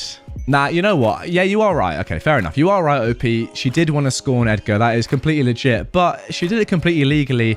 And, most importantly, she was outing a nonce. I can't say it any more than that, A 19-year-old was sleeping with a 14-year-old, that's illegal, and he should know way better. Even if the 14-year-old is entertaining it, or even if the 14-year-old is demanding it. Really, it doesn't matter. You're 19, and you're sleeping with a 14-year-old. Yes, you deserve to go to jail. Yes, you deserve to be deported. It's pretty simple. It doesn't even matter what Coco's real, reason for doing all this was. At the end of the day, a paedophile got reported for paedophilia and arrested. That can only ever be a good thing, It doesn't matter. It really doesn't matter about the other stuff. It really doesn't matter at all. Yeah, there is a comment down below which I completely agree with. Another way of titling the story is Coco recognizes that her 19-year-old boyfriend has committed statutory rape and helps the victim report it to prevent him from preying on other victims, and then continues to support her afterwards. That is how I'm seeing this. The 14-year-old, doesn't matter what sort of person they are, they're 14. That's the whole point. Yeah, it's weird. The 14-year-old could do anything. They can do whatever they want. It's still fine. They're 14, and they've been, let's be realistic, they've been victimized by a 19-year-old. Weird. Really weird, but at least this guy's put away now. Great stuff. Now moving on to our next nuclear revenge post. Be a POS all of your life. Have fun getting stranded in a drug cartel city. This revenge was performed by my mum and her epic mind. It all started when I was born. Life was happy, good, and easy. My brother was a good and working person. College dropout, but always very smart, or that's what we thought. My brother went out every night with his friends. Nothing alarming, but very weird. Time passed, and I turned 10 years old. At this point, my brother had a girlfriend, a son, and had already moved out. It was fun until my brother moved back with me and my parents. Poop truly hit the fan there. The first day, we noticed an instant change in both his personality and appearance. You see, he didn't move back in alone. He came with his son and girlfriend. We asked why he came back, and he simply said they had a problem and this was temporary. For his girlfriend, to which I will refer as D, and son, this was true, but he stayed for the rest of the story in our house. When his girlfriend and her son left, she cut contact with both our family and my brother, but she did occasionally ask for money. Don't tag her as bad just now because she had a very good motive. My brother, after this, became a good-for-nothing POS with everybody in the house. It turns out his friends actually were his dealers, you know, for drugs and that stuff. Later, we asked why did they truly leave the other house, and he just said, "I had a fight with her brother and dad." It was vague, but it was true. Sometime around 2018, when I turned 11, we occasionally went to visit his ex-girlfriend and his son. One of those times, my mum asked why she cut contact. The truth was that my brother was emotionally, physically, verbally, and sexually abusing her. She didn't press charges and still refuses to do so because of fear. My mum became enraged at him, but she didn't do anything just yet. Years passed. My brother stayed in our house. Fights between my brother and everybody here became more and more common. My brother smoked pot 24/7 with 2 kids in the freaking house. I started showing signs of depression around those times. I was just 11 years old. Imagine how trashy this was for me to consider suicide at that age. More time passed. It's now 2020, and his first fight with my dad, his stepdad, just happened. My mum was leaving to go to Culiacan, and right after the fight, my brother asked if he could go. My sister, who's not been relevant to this story, offered to buy him a plane ticket. This is where the revenge starts. You see, my sister bought a ticket to go, but not to come back. Mum was the one to come up with this plan. My brother didn't even know it at the time. Culiacan is a city known for being home to various drug cartels. Sinaloa, the state where Culiacan is pretty much horrible. More if you are like my brother. The day my mum returned is when I was notified about all of this. I was expecting my mum to come back with my brother, but she came home alone. My brother was left alone in a hotel with no money, no family, nothing. He tried calling us multiple times through public phones, but wasn't successful at all. Unless he gets a job and a house, he's either going to die of starvation or is going to get killed by a drug cartel. It's the first time in years I've truly felt happy. Thanks a lot for reading all of my nonsense. My god, it is mental to see the effect that just one person can have on a family, to the extent that your sister would offer to buy a plane ticket for him to go and then just never come back. He must be a horrible, horrible person if your whole family hates him that much, because, you know, normally with family, you can put up with people being annoying because they are family. You know, you don't have to be super friendly with them, but they're your family. You love them. To get to this, though, where you're sending your brother to a different country with no method of coming back, that's a bit mad. What I hope, though, is that, you know, he doesn't die, he isn't killed by a drug cartel, but he just, you know, becomes a better person and realizes, oh snap, they've done this on purpose. I need to sort my life out. You know, I'm old, I've got a son, I can't even see my, you know, the mother of my son anymore because, you know, I've done some terrible things to her.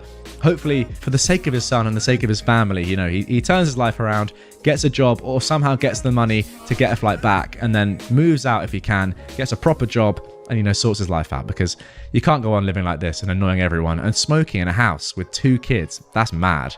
That is really, really mad, because at that point, you're not just affecting your own life, you know, you're ruining everyone else's. But yeah, I think he needs to do something about that, for sure. Smoke in my car, enjoy the fresh air.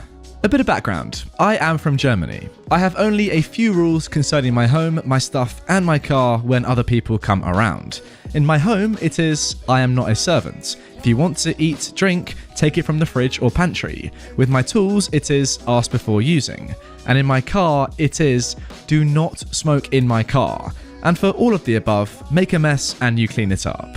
Seems reasonable? Well, not for the guy in this story. This happened in summer 2015. I got my car in December of 2014, a 2008 Volkswagen Golf 1.9 diesel. I still drive it. I was on my way to a convention and decided to take a passenger with me. Really nice to have some company on a 6-hour drive. I picked him up and told him about the no smoking rule. Everything seemed fine until we hit the autobahn. This guy pulled out a pack of cigarettes and lit one up. This conversation ensued. "Hey, what the heck? I told you no smoking." My passenger replied, "So what? What are you gonna do about it? Kick you out? You know, it is illegal to stop on the Autobahn." For those of you that don't know, the Autobahn is the German motorway. Now, this is true, to be fair. German law states you can't stop on the Autobahn unless it is an emergency or your car breaks down. You even get fined for running out of gas on the Autobahn, as it is preventable. Anyways, I knew something my smoking passenger didn't. There was a truck stop just 3 kilometers ahead. I got off the Autobahn and stopped at said truck stop. "Alright, out my car, now." "You can't do that to me." "Sure as heck I can. This is my car and I have every right to kick you out." The next part is a bit blurry, as it was mainly screaming at each other. I remember getting out of my car and tossing his suitcase and bag out of my car, then dragging him out of my car and shoving him to the ground. I drove off and listened to music the rest of the drive, singing along to Rammstein. Later that evening, I was in the hotel room relaxing after my drive. I'd been there for about 3 hours at that point when I heard a knock on the door. Hotel management, hotel security, convention security, the convention organizer, and the police were all standing there with a smug-looking smoker passenger. The police told me they picked him up about 2 kilometers away from the truck stop on the Autobahn. He claimed I kicked him out at the spot where they found him. The policeman said to me, "You do know this is illegal. You broke highway code XYX and willingly endangered this guy's life." I reply, "Sir, with all respect, he's been lying to you. I kicked him out at the truck stop. You can ring them up. I'm sure they have it on tape. Did he even tell you why I kicked him out?" "No, he didn't." I then told them the story and explained I didn't want him in my car anymore because he broke my personal rules in my personal car. I kicked him out at the truck stop, as from there he could have easily called someone to come and pick him up. The smoking passenger turned very pale by that point. The policeman looked at him, furious. "Is this true? Well, you need to come with me." The smoker got charged with falsely accusing me. It was a money-related penalty, in the 4-figure range. It wasn't the first time, as I later found out. The convention actually cancelled his membership, hotel management cancelled his reservation, and I got free drinks at the hotel bar for my entire stay, as well as a free sponsor upgrade for the convention. You see, in my opinion, this is one of those entitled parent stories where I genuinely wouldn't really mind being involved, because realistically, imagine you're OP in this situation, right? All that's happened to you is someone has smoked in your car. Yeah, it's annoying, but you can always go and get it cleaned, or, you know, just get like an air freshener or something. It's not the end of the world after you told them not to. And then in return for that, you get massive upgrades at your hotel, free drinks, and an upgrade to the convention that you love to go to. I mean, I think that's a good thing, right? I know it's a bit annoying, obviously, to have that guy smoking in your car, but put that behind you, you're going to have a great week at this amazing convention. I reckon it's a win for you, OP. To be fair, though, smoking when you've been asked not to in a reasonable situation is probably one of the rudest things you can do, right? Because, you know, not only is it quite smelly and quite generally disgusting, I guess, to some people, it's also negatively impacting the health of the people you're smoking around. You know, secondhand smoking is a real thing, even for a short time. I mean, in this situation, it was a 6-hour car drive. That could have a negative impact on somebody's health. Maybe they're asthmatic, you never know. So yeah, don't do that if you're a smoker when someone else asks you not to. Yeah, OP, you lucked out. That's all I'm going to say. You did luck out, I reckon. Now moving on to our next story. My father is hurt that I didn't tell him I was depressed. He tells people he has 2 children instead of 3. This is something that happened over a long period of time, and one might say that I'm jealous of my sister because of this. It started when I had just ended my 2nd year of high school. I was depressed and had severe anxiety about basically anything at this point. I had stayed at my ex-boyfriend's family for almost 4 months when I moved back to father. Our relationship was already damaged at this point, but it didn't get any better after this. I spent one weekend at my father's, but every night I cried myself to sleep.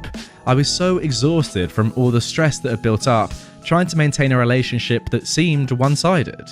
I talked with my ex's father and asked him for advice. We talked and I felt it was best to move to them. permanently. They noticed me, they saw that I was depressed, they said they could help me, but in retrospect, it only made things worse. I told my father, and he became cold. He only said, okay. He didn't ask why or anything. This made me feel so bad, like I'd really hurt him.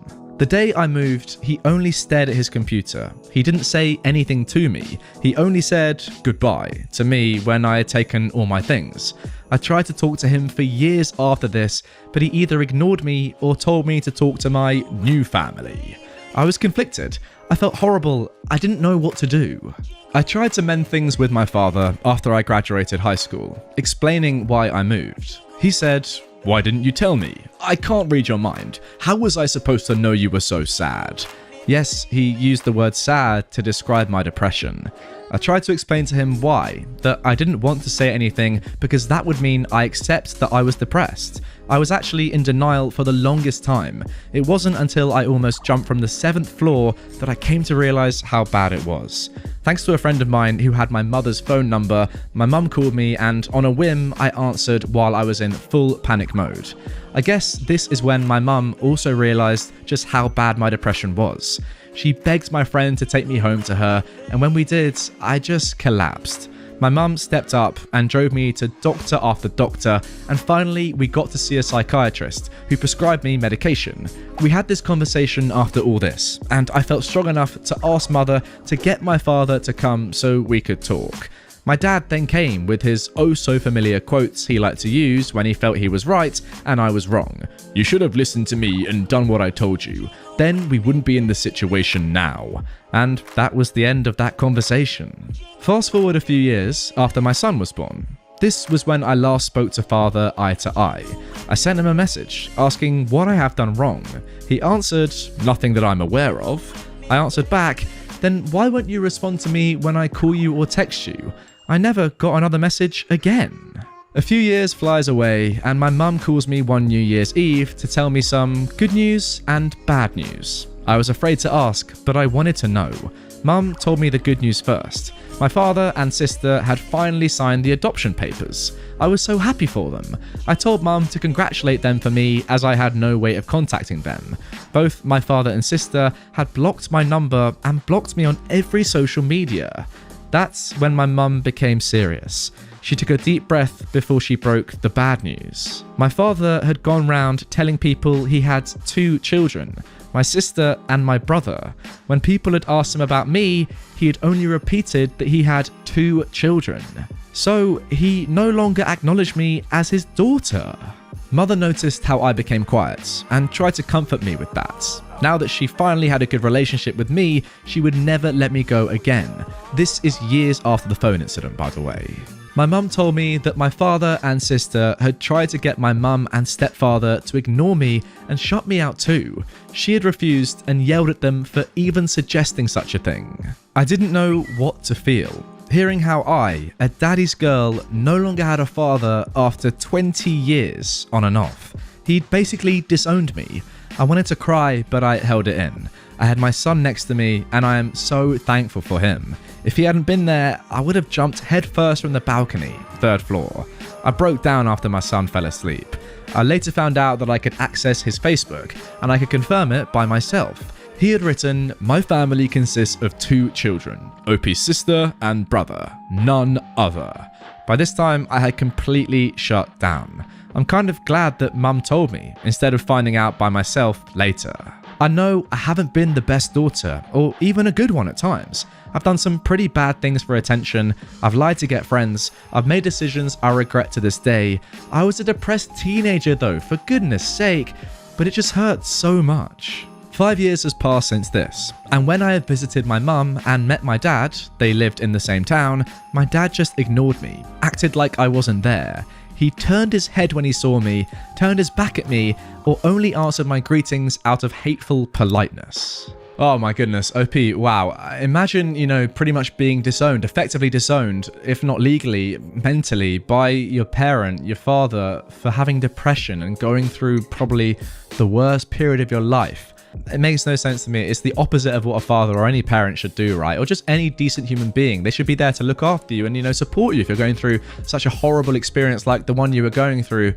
Do people not realize that you can recover from depression? You just need massive support from people around you, just like your mum in this situation. You said, OP, your mum stepped up, took you to the doctors, and you got prescribed some amazing medication that looked to have been working a little bit, at least. I guess your father doesn't realize that, you can actually help people in depression. They're not just suicidal forever. They can be helped and you can save a life. Genuinely, I wonder what your dad's reaction would have been had you actually jumped off of, your apartment floor like you said you were going to. Would he have regretted his actions? I reckon deep down he definitely would have done.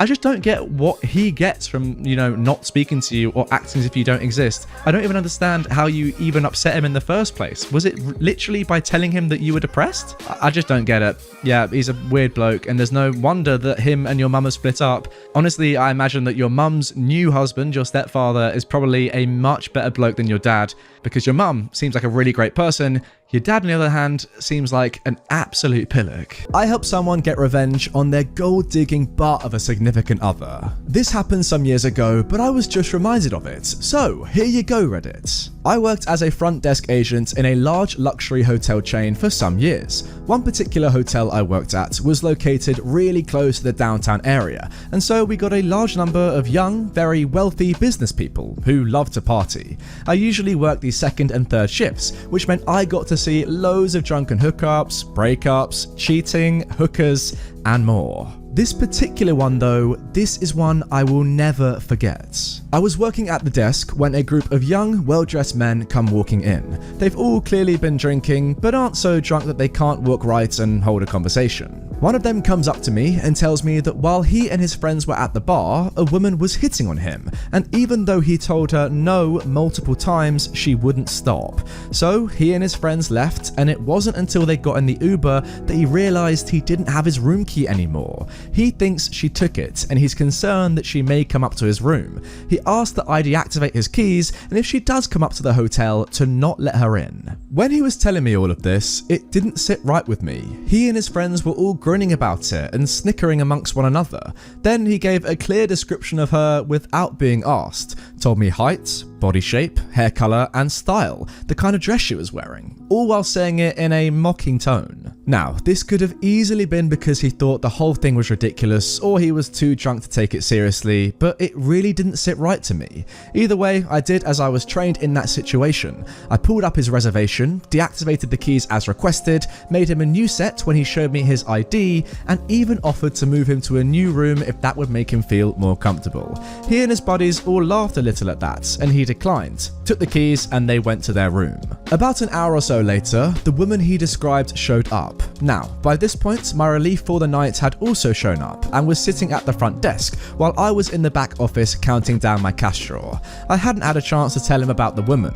Just as I'm walking out of the back office with my bag and about to leave, I see my co-worker buzz the doors open and the woman comes rushing in. She cuts through the lobby and down the hall to the elevators. She was barefoot, holding her heels in her hands, and knew exactly where she was going. I rushed up to my colleague and told him what the man from before had told me about her. My co-worker looked at me confused. He then pointed to the screen that had the reservation pulled up and told me that when the woman arrived, she went to use the room keys and they didn't work. So he asked for her room number and last name. She gave both and her name is on the reservation. I looked at the reservation and down in the notes, there was a woman's name listed.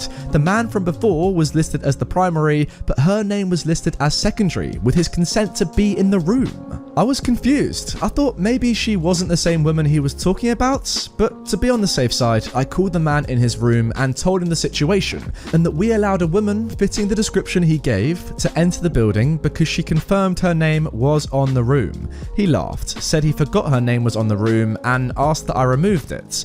I was now super confused and I asked to make sure. Sir, just to be clear, the woman you met at the bar tonight was with you at check-in hours ago and was allowed keys then, but now she is not? At this point, he is laughing to all his friends in the room. Oh, guys, I confused the poor girl. Gets back on the phone with me. Yeah, sweetheart, she's banned from the room. Don't worry about the other details, just take her name off. I see. Then if she isn't going to be on the room anymore, would you like us to call the police and have her removed from the property? Whoa, that's too far there. Don't worry, she'll get the hint soon enough.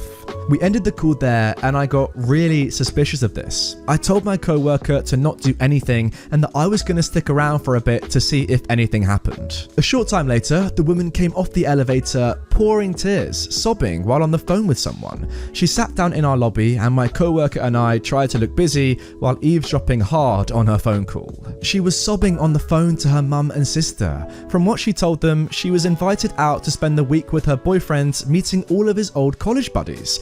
This being their first night, they all met up for dinner and drinks. After a bit, she went to the restroom and when she came back, she caught her boyfriend hitting on another woman. His friends all bet that he wouldn't do it. When she confronted him, annoyed, he called her a bunch of names and humiliated her in front of his friends and the entire bar.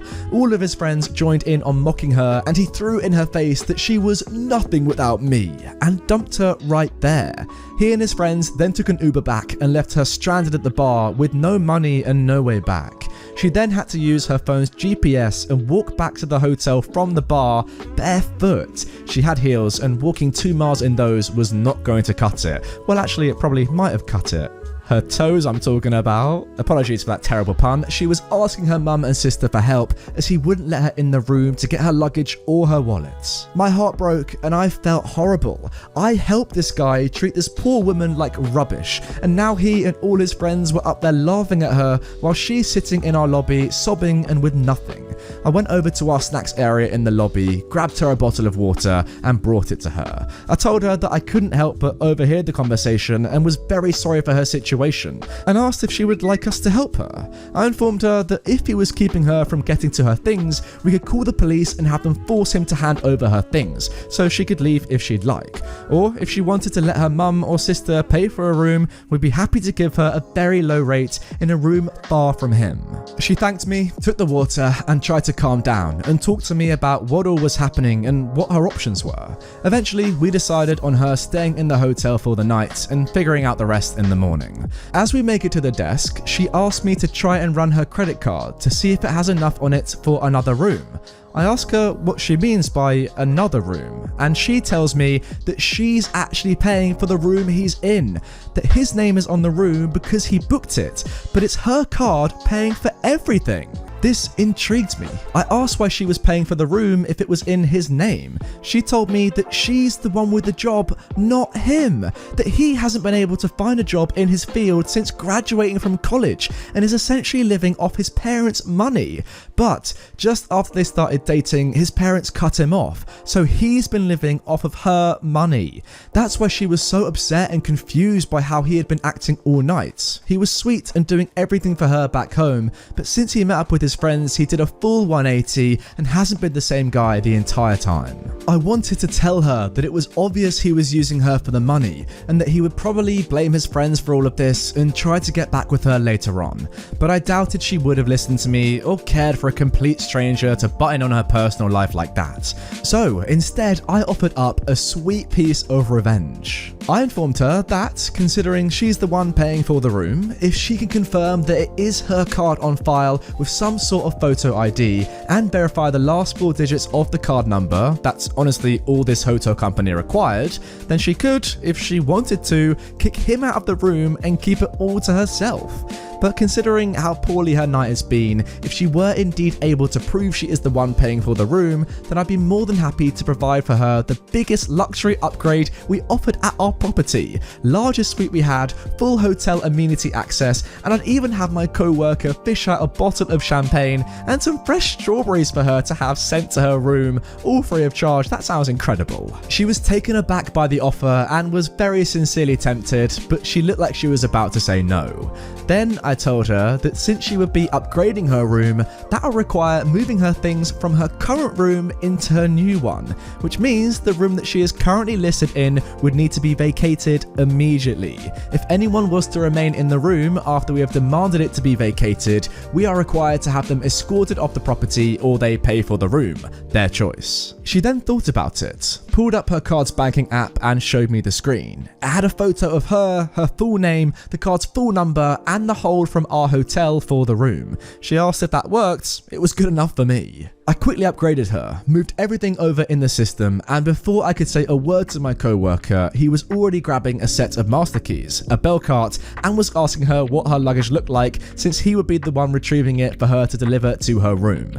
He did not want her to have to deal with her ex again. She smiled and told him which ones were hers and that she hadn't unpacked yet. My co-worker runs down to the elevators and up to fetch her things, while I make her a new set of keys and send her off to her new room. Once she's on the elevator, my phone at the desk starts ringing. It's the ex-boyfriend, and he's very angry about why my co-worker has entered the room and is taking her things. I calmly explain that I cannot give out the private information of any of our guests, and that if he would like to remain in his room, he will need to pay for it, as there is no longer a method of payment on his room. He, not surprisingly, blew up. He's making a ton of demands and at the same time yelling at my co-worker to stop what he's doing, but it's obvious from the way he's yelling at him that my co-worker isn't listening to him. I can even hear the guy's friends telling him to chill out and just pay for the room. I then explain that we will give him a courtesy 10 minutes to make a decision, at which point if he doesn't have payment ready, then he must vacate the building or we will be forced to call the authorities and have him evicted. He continues to yell at me. He screams, swears, threatens, and yells for a solid minute before taking a breath. I then tell him he has 9 minutes remaining and ask if he has come to a decision yet. He hangs up on me. Oh, brilliant. 9 minutes later, I call the room and he doesn't answer. I call again, no answer. I call a third time, he picks up, then immediately hangs up. So I call the police and tell them what's going on, and they said they're on their way. The officers arrive. I tell them what's going on. We go up to the room together and the man and his friends are all white as ghosts when they see the cops. The cops explain to the ex-boyfriend and his friends that they're being evicted. The ex-boyfriend starts trying to talk to me, but the cops stop him and tell him to only talk to them. I told him about his attitude on the phone before. The friends are all offering to pay for the room at this point, and the cops look to me and ask if that would be acceptable. I smile very sweetly and say no, and the cops nod and start rushing all of the guys to grab their things and leave the room. The ex-boyfriend is the last one out the door, carrying his 2 bags and complaining that he isn't even given a luggage cart and has to carry his own things. His friends all looked fuming at him. I go with the officers to escort all of them out of the building and run into my co-worker in the lobby. He waits until they're all outside in the parking lot to tell me that the woman is in her new room, loves it, and said no to the champagne, she just wanted sleep. I'm not surprised. I didn't get to see her before she left town the next day, but the ex-boyfriend did try calling our hotel to complain a number of times, and even tried leaving some bad reviews of us online and lied through all of it. I hope she doesn't have to ever deal with him again. Wow, first of all, what an incredible story. I mean, that was just amazing from start to finish. Also, secondly, guys, if you are sitting there right now thinking to yourself, wow, I did not expect the guy to be the gold digger, then I'm not gonna lie, I'm ashamed to say that in all honesty, I also thought that as well. I guess that just shows the double standards that we all have, unless none of you are thinking that and it's just me. Fair enough if you're not thinking that, by the way. Well done to you. You're grounded for having depression. My mother is a terrible human being. She's always been abusive to me and I want to have a decent relationship with her, but it's extremely difficult because of her behaviour. Growing up, I got bullied a lot for being a bit weird, a trait I now pride myself on. Long story short, this and a multitude of other factors ended up having me diagnosed with depression in high school. My mother's solution to fixing this would be to punish me in a variety of ways. One of the most common was with hard labour. We had a wood-burning stove and would stock up on wood to last the winter. If I wasn't smiling, she usually would force me to go to our basement to cut and pile wood. A lot of the time, I'd get sent to my room for not being happy, usually without meals. She commonly banned me from playing video games because I was acting depressed. One time, during a family trip to the zoo in the city my grandparents live in, they threatened to go home without visiting my grandparents unless I put on a smile. My grandparents were everything to me. They were easily the only ones who bothered to make me feel cared for, so this was one of the worst punishments imaginable. This happened constantly throughout my time living with her, amongst many other things. She would especially do this when she was in public, as she didn't want my poor mental health to tarnish her image in the community. Oh wow, what an incredibly selfish mum. Jesus. I mean, if there's one thing that's going to make your kid happier if they're feeling down, it's not feeding them. What an amazing solution. Honestly, I read some of these stories and they're a bit bemusing. This one is very top of that list. I just don't understand the logic here at all. Imagine being made to feel bad by your own mother because you're suffering with mental health issues. What is this world? Now moving on to our next story. Why must you? Karen, why? It's 11 p.m. Stop. I have worked at McDonald's in Georgia for 5 months now. I am trained to work any station except grill, which means 9 times out of 10 you could walk in and see me at the counter or in the drive-thru windows. The time was 10:56. We close at 11 o'clock. I'm in the front window, which means I make the drinks and hand out the food. We are pre-closing, with only 4 minutes left before we shut down. This is normal. Coffee machines are off, grills are being cleaned and shut down, dishes are being washed, and we got cleaning staff mopping the lobby. At 10:57, here comes Karen and 7 children, all of which look freaking tired. It ain't even funny. She comes to the register and just starts yelling, "Excuse me, is there someone who is going to take my order?" My manager looks at me with this "go handle this" look. So I go to the front counter and I'm like, "Hi, I'm sorry, but we are closing up right now." She looks me up and down and just scoffs. "Your website says you close at 11. It's not 11. You can take my order." I sigh because this is policy. If a customer comes in before closing, we are obligated to take their order. So I log into the system and start taking her order. 15 double cheeseburgers, 15 large fries, 15 sweet teas, and 3 large coffees. I was like, "Mom, there is no way the staff can do all of that. Our grills are shut off for the night, and there are only 4 10-to-1 patties in our heat box. Our coffee machines are off, and the pots are being washed, and we have enough sweet tea to fill 3 large cups, not 15. Now at this point, she is red in the face. "You will turn it all back on, or I will have you fired. This is discrimination. You cannot do this to a white woman in the South. My husband is an army soldier. You should have more respect for me." "Mom, I'm not being discriminatory. It's almost 11 and our staff are closing up. As for you feeling that this should be stopped and restarted just because we are in the South and you are white, that's just wrong." By now, my manager is standing behind me on the phone with corporate. "Mom, I'm the shift manager for tonight. What is the problem?" "This racist, lesbian female dog is refusing my order because I'm a white woman married to an army soldier. I demand our order be completely free for the insulting behaviour of this dumb idiot. My children are scarred for life because of her." Well, at this point, my blood was boiling. Not only did she call me a racist, but she assumed my sexuality because my hair is short. First off, I'm white as well. My hair is styled in an undercut with slight bangs and it's a blue-green colour. Second off, when did I say I refused the order because of her race or her husband's occupation? Anyway, my manager is just staring at her and says, "Mom, I'm on the phone with corporate and I've been informed to tell you that unless you leave the premises now, I am well within my rights to call the police. You are harassing my employee after our closing time and using rather choice words in our family-friendly lobby." In the long and short, that's what caused me a free day off, with pay, because I didn't get to leave McDonald's till 2 a.m. on a school night, because we did have to call the police. I don't like Southern Karens. Well guys, I can't say I've ever had the pleasure or displeasure of meeting a Southern Karen, but after this story, OP, I'm inclined to agree with you. They sound absolutely terrible. I mean, maybe I'm wrong there. Maybe I'm generalizing, but Jesus, I would not want to run into a woman like this. Oh, especially not if I was working in customer service or, in a fast food joint like this. Jesus, that would be terrible. What a way to spend a night. So you left at 2 a.m. having to call the police. I really want to know more, because I feel like we've only just scratched the surface of this story. What happened next? I want to know. Update me, OP, please.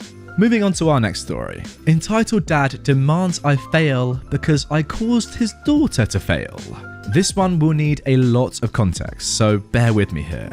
I'm 19 at college. Last year, I started a language education career. My first language is Spanish, and even though I often have mistakes, I can understand and speak English. Then realised I wasn't in the right place, so I dropped out during the first semester. So now I'm studying theatre, which has always been my true passion. Anyway, During my first semester on language education, we had to do tutoring as a part of our grade.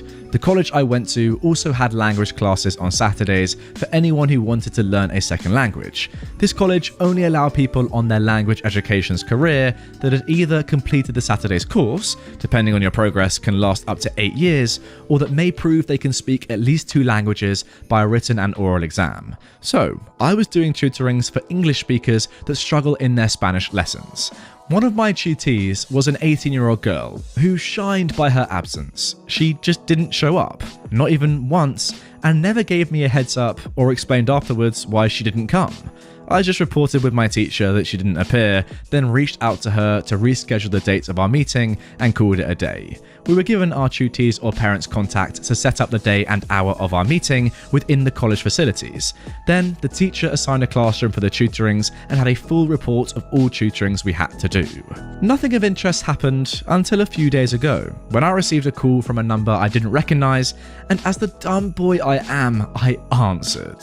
"Hello, who's this?" It was her entitled dad. "Are you OP?" "Yes, I am. What can I help you with?" Working on retail has taken its toll on me. "It's your fault that my daughter failed her exams." "Excuse me? I don't know what..." "You tutored my daughter and she didn't learn anything from you. You sabotaged her and made her fail. I'll report you to your teacher and make you fail too." "Sir, I dropped out last year." "That's because of your incompetence. Then you have to pay me for wasting my time taking her to your classes." "Sir, who is your daughter?" "I'm not telling you anything."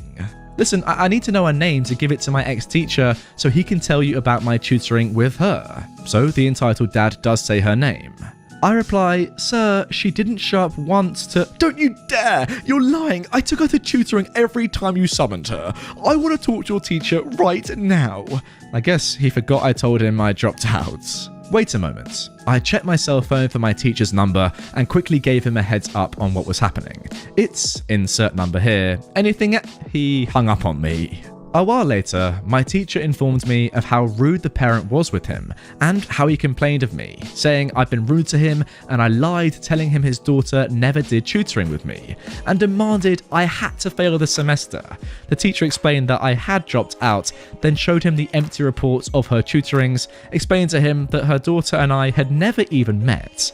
He told me that after he sent him the reports, the dad stayed silent for like 20 seconds and then hung up on him. So, I guess I won't fail at the college I don't attend. I mean, seriously, how dumb do you have to be? This guy has just told you on the phone, I don't even go to this college anymore, so how are you going to fail me? I don't even attend.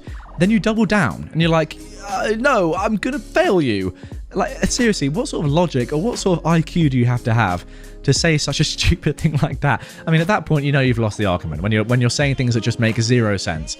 But yeah, this is Entitled Parents. I've got very used to it, that is for sure. Actually, you know what? I do potentially feel a bit bad for this dad because maybe, I haven't even clocked this right, maybe he's being legit and he actually was dropping her off, just she was not going to your classes. If that is the case, and I think the more I think about it, it actually could be, then I feel a little bit bad for him because his daughter is kind of cheating him out of money and, you know, he's kind of been embarrassed by his daughter in this entire situation. Do you reckon that's the case, guys, or not? What do you reckon? Comment down below. I'm not too sure, to be honest. Now moving on to our final story. Entitled mum thinks she has to be invited to everything. Gets husband to scream at us. Sandy is my uncle's girlfriend. No one in our family but my uncle likes Sandy. Why? Well, for starters, she's still married and living with her husband and daughter. Secondly, she's a huge narcissist and throws a tantrum every time she doesn't get her way. About a month into my uncle and her dating, we were going to take family pictures, and she's there with her daughter. We ask her for a few pics with just my grandma and her kids/grandkids, but that didn't go over well at all. Sandy starts screaming that she's dating my uncle, so that means she and her daughter are family too, and deserve to be in the pictures just as much as anyone else. Sandy has even stalked my grandma, who is only 4'9" and in her late 70s. Back in March, when the pandemic started, my grandma was still living alone, so she had to do her own errands. My grandma went to Costco one day, and there Sandy was casually just running into her. Sandy was thinking about getting a Costco membership, but she doesn't like the Costco that's 30 minutes closer to her. Okay. Then, a few weeks later, she shows up at the same pharmacy that my grandma goes to because Sandy's pharmacy didn't have the medicine she needed, so they sent her to one that was 35 minutes from her. Sandy also showed up at my grandma's bank on the exact day that my grandma decided to open a savings account for her grandkids. Sandy asked my grandma what she was doing, and when my grandma told her, Sandy launched into a fit because, what about my daughter? She's technically your grandkid too. My uncle and her, by the way, had only been dating for about 3 to 4 months at that point. Just as my grandma was about to say something, the bank security came over and asked if my grandma was okay. They knew her from the decades of her banking there, as well as all of her kids and grandkids. So when my grandma said no, they immediately escorted Sandy out. Shortly after that, my grandma moved states to live with my aunt, and that's so far been the last stalking incident. On Thanksgiving, we all did a Zoom dinner instead of having a big gathering. About a half hour into the meal, my uncle's phone starts going crazy. It's Sandy. She starts demanding to know why she wasn't invited and goes into full tantrum mode. So my uncle caves and sends her the link. As soon as she gets on, Sandy starts screaming, and her daughter, Amy, a 12-year-old, is running around in the background, screaming and crying that it's not fair. Sandy starts calling us all selfish female dogs, and then her actual husband starts yelling at us that we can't do that to his wife. My grandma had had enough of Sandy and scoffed at her. See, this is why nobody here likes you. This is why we do everything without you. This is why I'm so glad that you and that rabid kid of yours aren't invited to my granddaughter's wedding. No big dramatic ending. We just ended the call because everyone was super angry. We decided to do another one without my uncle this time, and that was fine. Oh yeah, from the jump with this story, I was a bit weirded out, I'm not gonna lie. I mean, if you're married to someone else, then you also have a boyfriend, as in your Uncle OP in this story. I mean, fair enough, if you want to be polyamorous, that's all good, but it's a bit weird, isn't it? It's just a bit like, it's strange, that's all I'm gonna say. I don't really know why the entitled woman's husband is allowing that, but who am I to judge? I'm just me. So who cares? Yeah, I just think it's a bit weird, I'm not gonna lie. And then also like saying or claiming that your kids are part of the family, nah, they're not, because you're not family. Your uncle, OP's uncle, is just your boyfriend. You're not married to him, unlike your actual husband. Weird one. Very, very weird one. I'm not completely sure how I feel. I'm just a bit weirded out. I was fired and made the company lose over £100,000. So, I used to work at a family-run builders merchants and was a trade sales advisor. I was fired for bringing up health and safety concerns in an email sent to a manager, and for the fact I was apparently unhappy in my role. I did nothing wrong, but they still sacked me. Now, when I worked there, I had clients that I had built good relationships with, and even become friends with some of them. They would get me beers and whiskey at Christmas, or have barbecues and so on outside of work. Anyway, back to the revenge. I was fired, which in my opinion was unfair, and it was during this COVID-19 pandemic. I'd worked through the entire way until I was fired. So I wanted revenge. I contacted multiple clients and friends, and most of them said, okay, we won't use that company if they treat the staff the way they did me. One client easily spends over £100,000 a year easily in the top 3 customers they had. He used them because I would get him the best prices, etc, etc. As soon as I'm fired, I call him and let him know what happened, and he straight away promises not to use them again.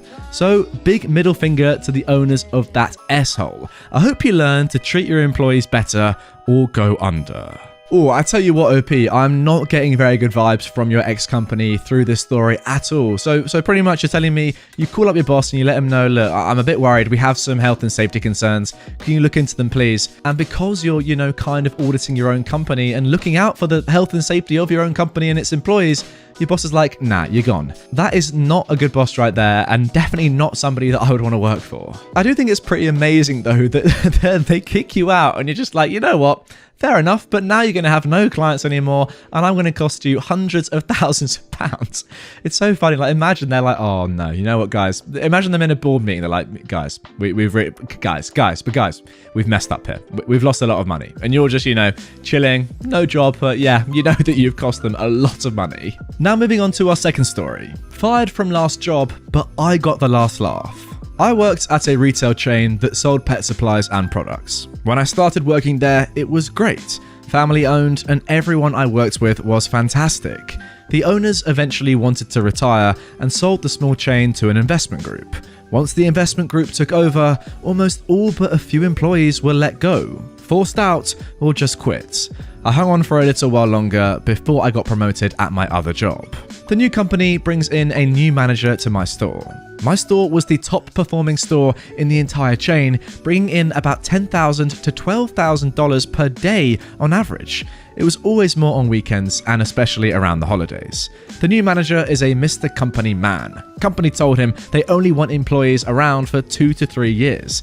Myself and 2 others had been there for 10 plus. So naturally, he began ruffling feathers and giving us all a hard time. Unfortunately, he decided on me first. Now, Mr. Company Man found out I work 2 jobs. The 2 jobs are not in related fields, so there was no chance of any conflicts of interest on my end. However, my second job requires me to work nights and weekends. When Mr. Company Man found this out, he demanded I work nights/weekends there, so it was fair for everyone. I didn't work nights and weekends there because I was that store's only OSHA certified forklift operator, and deliveries didn't come at night. They came weekday mornings every day. But Mr. Company Man didn't want to hear that and told me I either had to work nights and weekends or that day would be my last. I told him, do not threaten me with a good time. I suppose today is my last day then. I was pretty annoyed about it, but it's not a big deal now. It ended up being the greatest thing that ever happened to me. I went home early, didn't finish my shift because F 'em.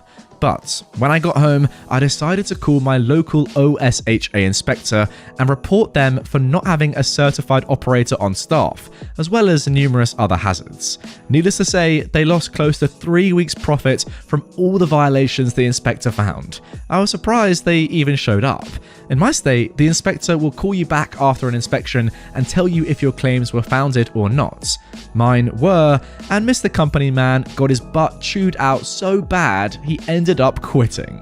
You know what, I guess that's the thing when you do fire an employee, they're going to know so much about that company, and if they want to, like OP right here, why can't they just report you for the things that they already know are going wrong in the company? Because, they've been there for 10 plus years, they work there every single day, they know what's going wrong, they know the violations, they know who a forklift operator is, for goodness sake. So yeah, you've got to be careful as a boss. If you're going to fire somebody, you better make sure they've got no dirt on you, or the company could be in real trouble, that's for sure. I mean, yeah, fair enough, the majority of ex-employees aren't going to go out for revenge like this guy, but thank God you did, OP, because, this company and this company man, the manager especially, definitely deserve this justice. Now moving on to our final story, I did to my neighbour what they did to others. To start, I bought a house with the intention of doing a flip. When I moved in, the self-appointed block captain let me know who they were the first day. Sadly, they were my next door neighbours.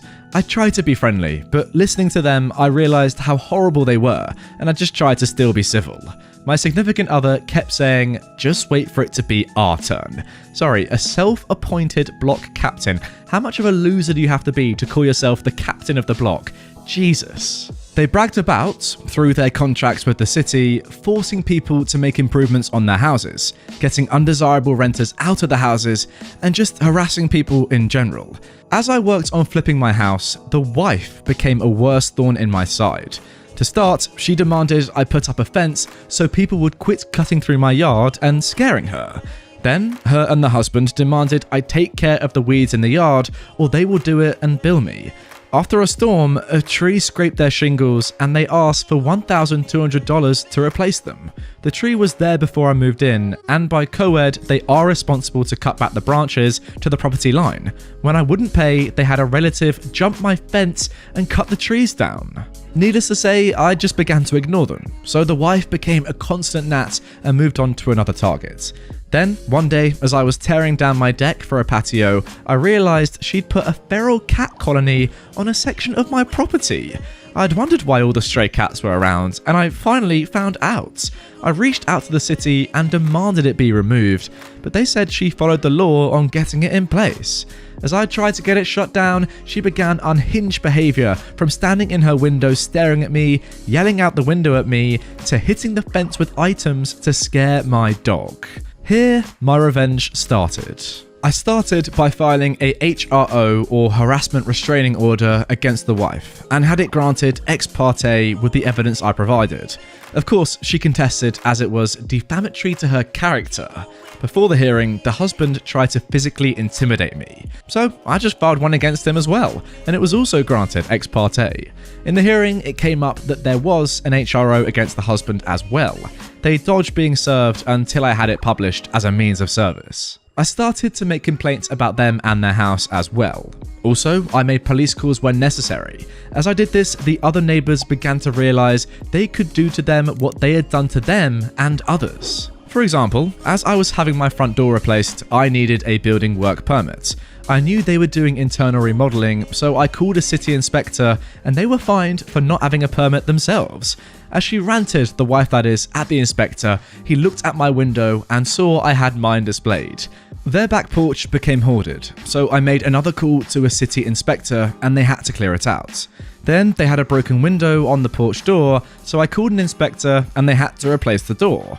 Next, the paint on their house was peeling, so I called an inspector and they had to repaint.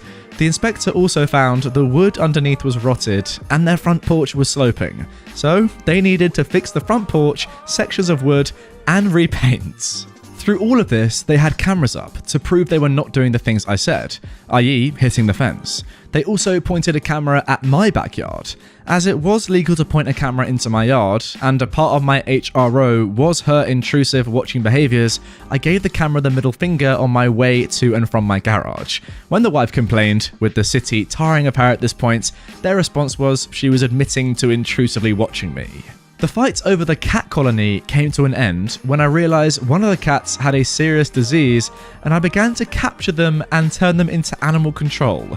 Don't worry, animal control was part of the feral cat program, so they would not be put down, but the neighbour would have to pay a fine to get each cat out or have the colony closed. Finally, I caught the sick one and it had rabies. Part of the program was for her to capture each new cat and have it vaccinated, something she admitted to willing not doing on her GoFundMe for the colony. I soon had that GoFundMe shut down when I provided the evidence that she was not using the funds as she stated they were going to be used. The city now had to act to close the colony. The person at Animal Control who wouldn't respond to my complaints was actually fired. The neighbours called in a city mediator, who we met with and presented all the evidence. But we said we would not meet with the neighbours, and provided him with extremely racist tweets these guys had made about our other neighbours. The city then cut ties with them as community leaders. With their power to bully gone, and having spent what I can only imagine in fines and repairs, like they forced on other neighbours, after 14 years they sold their house and moved out. Way out to the suburbs where they only have one neighbour about 50 yards away. They knew I was wrapping up my flip and would be out in less than a year. Without being able to bully their neighbours, with people having their back, they seemed to have no further reason to stay. Needless to say, I did several more things to wear them down. Finally, when I listed my house, it was sold, while theirs was still on the market. As a final FU to them, I reported to the county they had both the new and old house listed as their homestead, meaning they were paying less in property taxes, so they got hit with more fines on my way out. Oh, this story is so good because you've just used their exact technique that they've probably been employing for years on their other neighbours to get their way against them. It's amazing. You know, you come in and they're like, straight away, no, you have to pay damages on this, repair on this, tax on this. And you're like, okay, fine, but I'll match you. And in fact, I'll raise you. And now I'm going to go through the entire, government document about neighbouring societies and see which sections you are for and which you are against, and then call an inspector to just ruin your life and probably cost you tens of thousands of dollars. Amazing stuff. And now they can't even sell their home. That is just the icing on top of the cake. OP, you are a legend. A very pedantic legend, I must say, but it was definitely worth it in this story. How I ruined 2013 Thanksgiving by getting getting mad at an entitled kid for deliberately hitting me with a wooden chair. So this all happened 7 years ago when I was a 16-year-old boy. It was Thanksgiving and the family was going to get together for it. But the majority of people going to the party were a part of my stepmom's family, and her entire family, including herself, happened to be the most narcissistic folk you would ever know in your life. They could accidentally give you a serious injury and still somehow make it your fault. My dad wasn't any better, honestly. All he ever cared about was women and his reputation. I used to lie to save his reputation, but I'm not hiding it anymore. Anyways, my dad, my stepmom, my stepbrother, and I all got ready and started heading over to my stepmom's parents' house. And on the way, they both gave me and my stepbrother a lecture on being on your best behavior, and we will take you home if you ruin this day. I was honestly not at all interested in going to this party. I knew that I was going to be the only teen there, so there isn't anyone my age to socialize with. And trying to socialize with a bunch of narcissists is like trying to find the edge of a sphere. Also, there was a specific person who was going to be there. A sadistic 8-year-old demon child we will call Tyrant, because his real name honestly sounded very close to that. Tyrant is literally the ideal nightmare bully we all were scared of encountering when we were in elementary school. He would pick on others for his own amusement, get physical, kill bugs and rodents, and have a maniacal giggle as he did any of this. Worst of all, Tyrant's parents enabled this. They would excuse anything he did, no matter how bad it was, and say it's because he has a learning disability and we should go easy on him. This I honestly had a hard time believing because I was born with a learning difficulty myself and high-functioning autism, so I just could not accept the thought that all of this was at the fault of a learning disability. Now that I look back on it, he and his parents were very much like the Dursley family. So, when we arrived at the house, we were let in by my stepmom's dad, and the house was full of people. Some I know and some I didn't know. I looked around and did not see Tyrant or his parents in sight and got a little excited, thinking I wouldn't have to deal with the little devil. But before I could relax, my dad told me that I need to go to the children's room with my stepbrother. I paused for a moment and then asked him why I can't stay out in the living room, and he said, "The owner's rule is children go into the children's room. Now go in there." I tried to rebel, tell him that at 16 I shouldn't be forced into a room full of kids way younger than me, but he got mad and threatened to take me home with no food. I honestly don't know why I didn't take that instead of staying, because it would have been a lot better than what is to come. But I guess I was hungry and I chose to stay. So I went to the children's room. The children's room was a small square-shaped room that had one couch, some toy bins, a children's wooden table with chairs, and a TV. There were at least 3 kids in there, one being the demon spawn himself, Tyrant, who is talking to his parents. His parents are just dropping him off into the room, telling him to be a good little angel, etc., and they go to leave the room. Now, as they are leaving, they don't even acknowledge my existence, nearly bumping into me as they approach the door. It boggles my mind how people are fine with being so rude, especially to those way younger than them.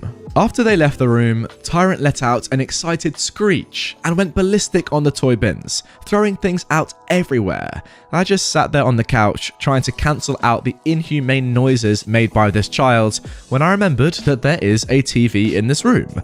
I thought that maybe if I turned on some cartoons that I would be able to calm him down. So I looked for the remote. I search around the room and there is no remote to be found. After looking for it, I decided to leave the room to go ask my stepmom's parents if they knew where it was. When I got to them, I was greeted with a "What are you doing out here?" and I asked them if they knew where the remotes were. My stepmom's dad then told me that he took them away before we all got here, so we can make the kids play together and not stare at a screen like zombies. They then told me to go back to the room, and my stepmom's mum followed me back. When I got back to the room, it was a mess. Tyrant managed to trash the entire room the one single minute I was gone. My stepmom's mum told me, "Since you are the oldest in here, I expect you to clean up after the kids. Thanks." But before I could even protest that, she shut the door. I groaned in disappointment and went to go clean up the toys scattered all over. After cleaning it all up, I sat on the couch and closed my eyes, letting out a sigh in boredom. Then, suddenly, I hear a loud bang. I look and see Tyrant throwing toys like an NFL quarterback. Some of the kids, including my stepbrother, move out of the way to dodge some of the flying action figures and blocks. I went out of the room and tried to get the attention of Tyrant's parents. When I got up to them, I tried to tell them what is happening, but they interrupted me, saying, "No, you aren't allowed out here. Go back to the kids' room." Of course, me being the typically forcefully obedient teenager, I turned around and went back to the room, which again was a mess. Yet another round of cleaning up after another person's child. Hooray! Honestly, I can't believe back then why I never questioned why this 8-year-old was behaving like a 4-year-old, but I guess I already had the answer when I met his parents back then for the first time. Anyways, after cleaning up yet another mess, I tried to once again lay down on the couch. I thought that maybe if I got a little nap in, I would be able to make this night go by faster. Tyrant started to calm down, so it was the perfect timing. I started to doze off when I heard the sound of children arguing. I sit back up and see Tyrant pulling toys away from my stepbrother while saying, "It's mine!" I intervened and told them to stop fighting. I pulled out some building blocks that I originally put away and suggested they play with these together. And they actually agreed. Thank God. An uneventful hour passes, and I'm starting to wonder when the food will be done. I stand up to go and ask the adults, but then I remembered that they don't like me out there, so I just peeked out the door. The adults were all at the table, talking about various stuff and laughing over terrible jokes. I saw that no food was out on the table, so I assumed that it wasn't done cooking yet. Then I hear a loud smack sound. I turn around and see one of the kids crying, holding their cheek, while Tyrant is giggling in the corner. I asked him what happened, and he told me that Tyrant hit him.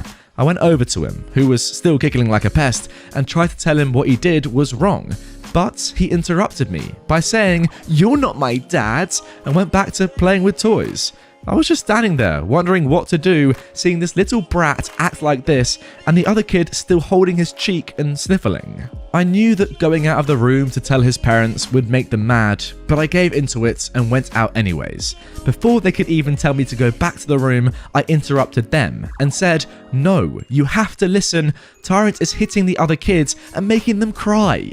The entire table went silent. At that point, I thought I finally had their attention, but Tyrant's mum then said, "Why don't you do something about that then?"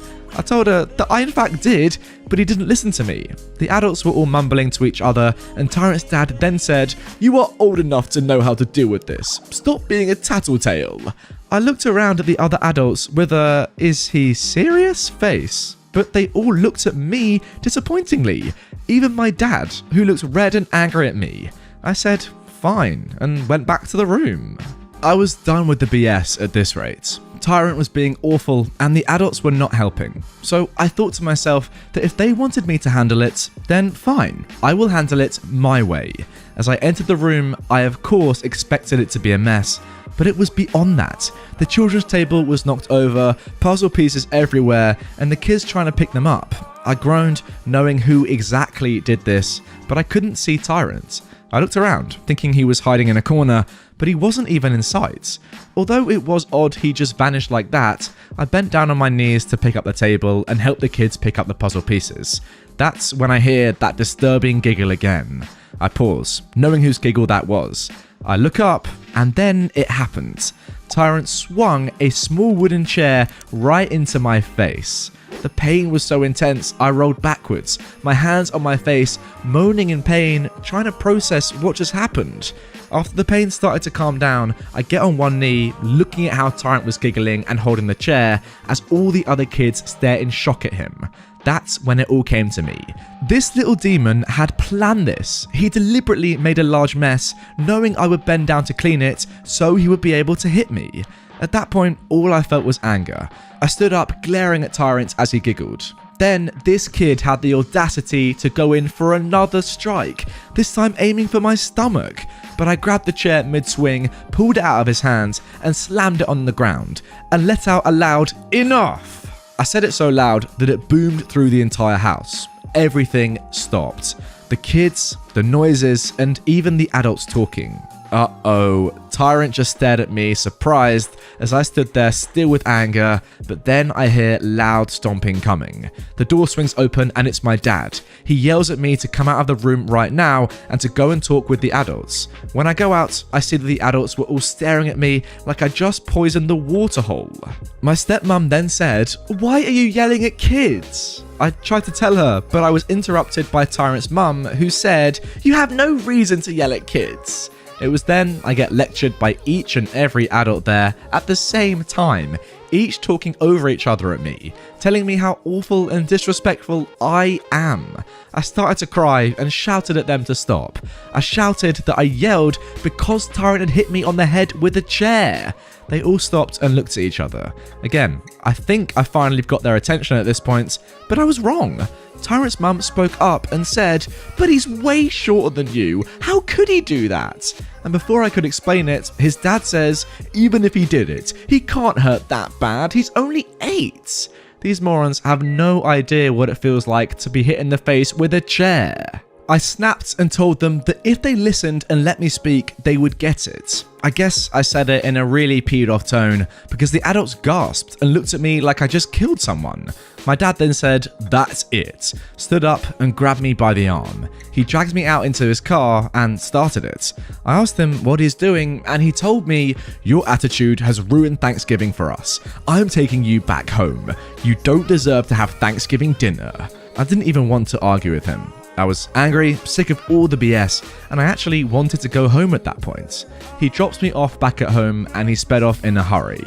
So there I was, home alone, where I made my Thanksgiving dinner myself. Some soup and a grilled cheese. It was depressing, but it was a heck of a lot better than being stuck in that house with that demon spawn. The next day, I got the usual, "You are grounded for a month," and "I'm taking your stuff away," but I didn't care. I was used to being punished regularly and treated like a troubled teen, but thankfully, all that ended when I finally got to move out in 2018. My dad did divorce my stepmom before that, but none of that mattered at the time, because even though one problem was out of the house, there was still another. But now my life is not a part of his anymore. Now I'm a lot better, and just recently I had a great, socially distanced Thanksgiving with my friends and my grandmother. And I hope in the future I will continue to have good Thanksgivings. I mean, that has to be one of the most mental stories I've ever read. I was shocked by the kid at first, but I guess kids can be horrible like that. Yes, this guy's a bully and whatever, and smacking you over the head with a chair is a bit mad. But you know, I've seen kids in the past do that.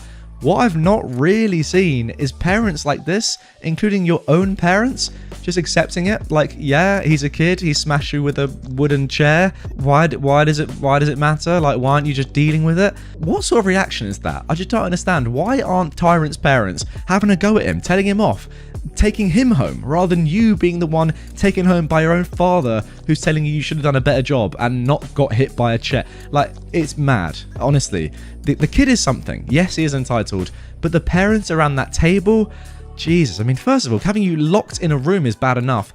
Then, when you get smashed by a chair saying it was pretty much your fault, does it get much worse than that? I don't think so. Am I the butthole for not telling a vegan mum that the candy she stole from my kids and was eating wasn't vegan? This happened on Halloween and the day following. My neighbour, a 38-year-old woman, super vegan, has 2 kids. I, a 26-year-old, also have 2 kids. My apartment complex didn't do traditional trick-or-treating on Halloween. Residents were advised to set out pre-packaged individual candy bags on their patios/front door areas if they wanted to participate, but the traditional knock-on-door, physically hand strangers candy was not permitted. So Halloween comes and the kids are all dressed up, and each building has a scheduled time where the kids go door to door. I ended up having to work late, so my neighbour offered to walk my kids around with hers at our building's scheduled time. About 45 minutes later, my kids came home with a small bucket of candy, 6 little goodie bags each from individual apartments that participated. Everything was fine, and my kids didn't say anything weird had happened. They were just excited to eat candy once they got home. The next day, I took my kids to the park directly across from our apartment complex. My neighbour was there with her kids as well. The kids were playing, and she took out one of those individual goodie bags with candy in it from her purse and started to loudly rummage in it. She ate several pieces of candy, and my daughter eventually noticed, ran up, and asked if she could have a piece. And my neighbour responded, "Nope, this is my tax candy. Remember that this was my reward for taking you trick-or-treating last night." I was a little weirded out by that statement and asked what she meant. She said that since she was the one who had to take the kids out, she took 5 bags from each of my kids as a tax. Her son then chimes in and said, "You only took 2 bags from us." She responded with, "But I'm your mum. I was doing OP a favour so they get a higher candy tax." I was thinking about how to respond when I noticed that she was holding a Starburst candy and decided to just smile and nod and go back to watching my kids. I let her continue to finish off the bag of candy and then said, "Hey, aren't you vegan? You know, a lot of those candies are made with animal products, right?" I explained to her what gelatin was and how a lot of those candies are made with it. She was horrified, Googles it, and then told her kids that they were leaving. She said something about how she was going to be sick and stormed off. Now she's giving me dirty looks every time we see her and won't let her kids play if she shows up at the park and we are there. My husband thinks I'm a butthole because I should have either not said anything about the gelatin or said something right away when I noticed. I don't think it's my job to tell a vegan what is and isn't vegan though, and she deserved it for stealing candy from little kids. Yeah, I definitely agree with OP here. I mean, if this woman hadn't admitted to blatantly stealing the candy from your kids, then yes, you probably would have said, "Oh, by the way, before you eat any more, you do realize that gelatin is contained within a lot of candies and it is not vegan." But no, she's stolen 5 bags from each of your kids of candy on Halloween. What sort of a loser do you have to be to do that? I wouldn't tell her, but I get what your husband is saying, right? You went one step further. You told her after she'd already eaten, which is quite funny, but I think I would have done the same in that situation. What she did was just weird. Why would you steal candy from kids? You weird mother. Now moving on to our second post. Am I the butthole for deciding I won't give any Christmas gifts this year after my mum cancelled a transaction on my card? I'm still angry over this, and I may not write well, and also I probably don't judge the situation very well being this angry, so I came to this subreddit. I'm a student. I have a student bank account where my college gives me money for transport when we had physical classes or scholarship. These kind of bank accounts have no fees, but are age restricted. We can't have one if you're over 25 and need an overseer. When I asked the bank about it, they told me it's just a security thing, so I chose my mum because she's more tech savvy than dad. Well, through some incredible luck, I managed to get only top grades last year, so I was awarded a study scholarship. Great! I've been saving it up, looking forward to worldwide Black Friday, eyeing an amazing drawing tablet. I do digital art on very old intros. The tablet I was eyeing is as big as my monitor. It's a display one and just all around amazing. Black Friday rolls in, and Amazon Germany, the closest to me, has it in stock at an amazing price. A price I could afford. I was so dang happy. I ordered it. Then I got a notice that the bank refused the card. I emailed Amazon, their customer service is so fast, and we went over the card details and such, making sure it was okay. It was, and they advised me to call my bank. It was odd. I had bought things online in the past with this card and it had gone through. I had enough money for it, even extra, so I thought maybe they had technical difficulties. But it was too late in the day to call and they don't work weekends, so I left an email. Only to find out today that for big transactions, they asked for agreements from the overseer and that mine cancelled the transfer. I was like, what the F? And confronted my mum about it, who throughout the weekend acted oblivious. And she told me that of course she couldn't let me throw away money on something I don't need. And that I wouldn't have money for Christmas presents if I bought that.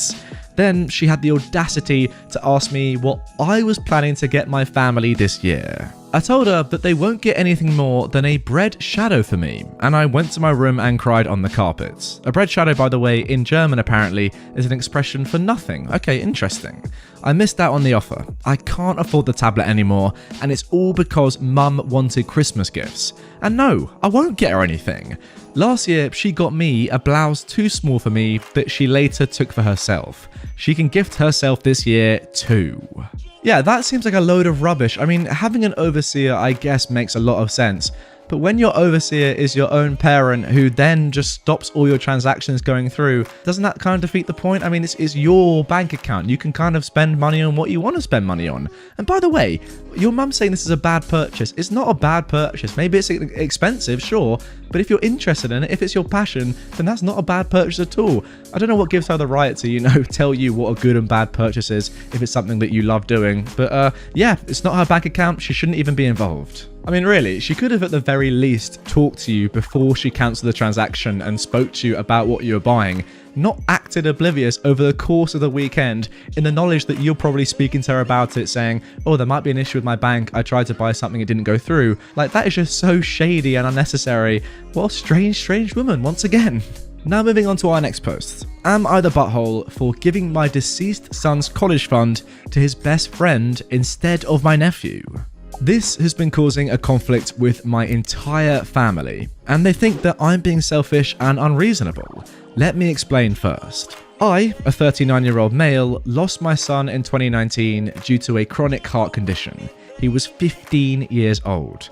It was devastating and I just couldn't take it, especially when my family did little to nothing to support me during these difficult times. They didn't bring my son meals when he was at the hospital, they didn't let me go home and rest even for a few hours, they didn't take care of other things while I had a lot to deal with, I just wasn't offered any help, just words, and they just talk but do nothing.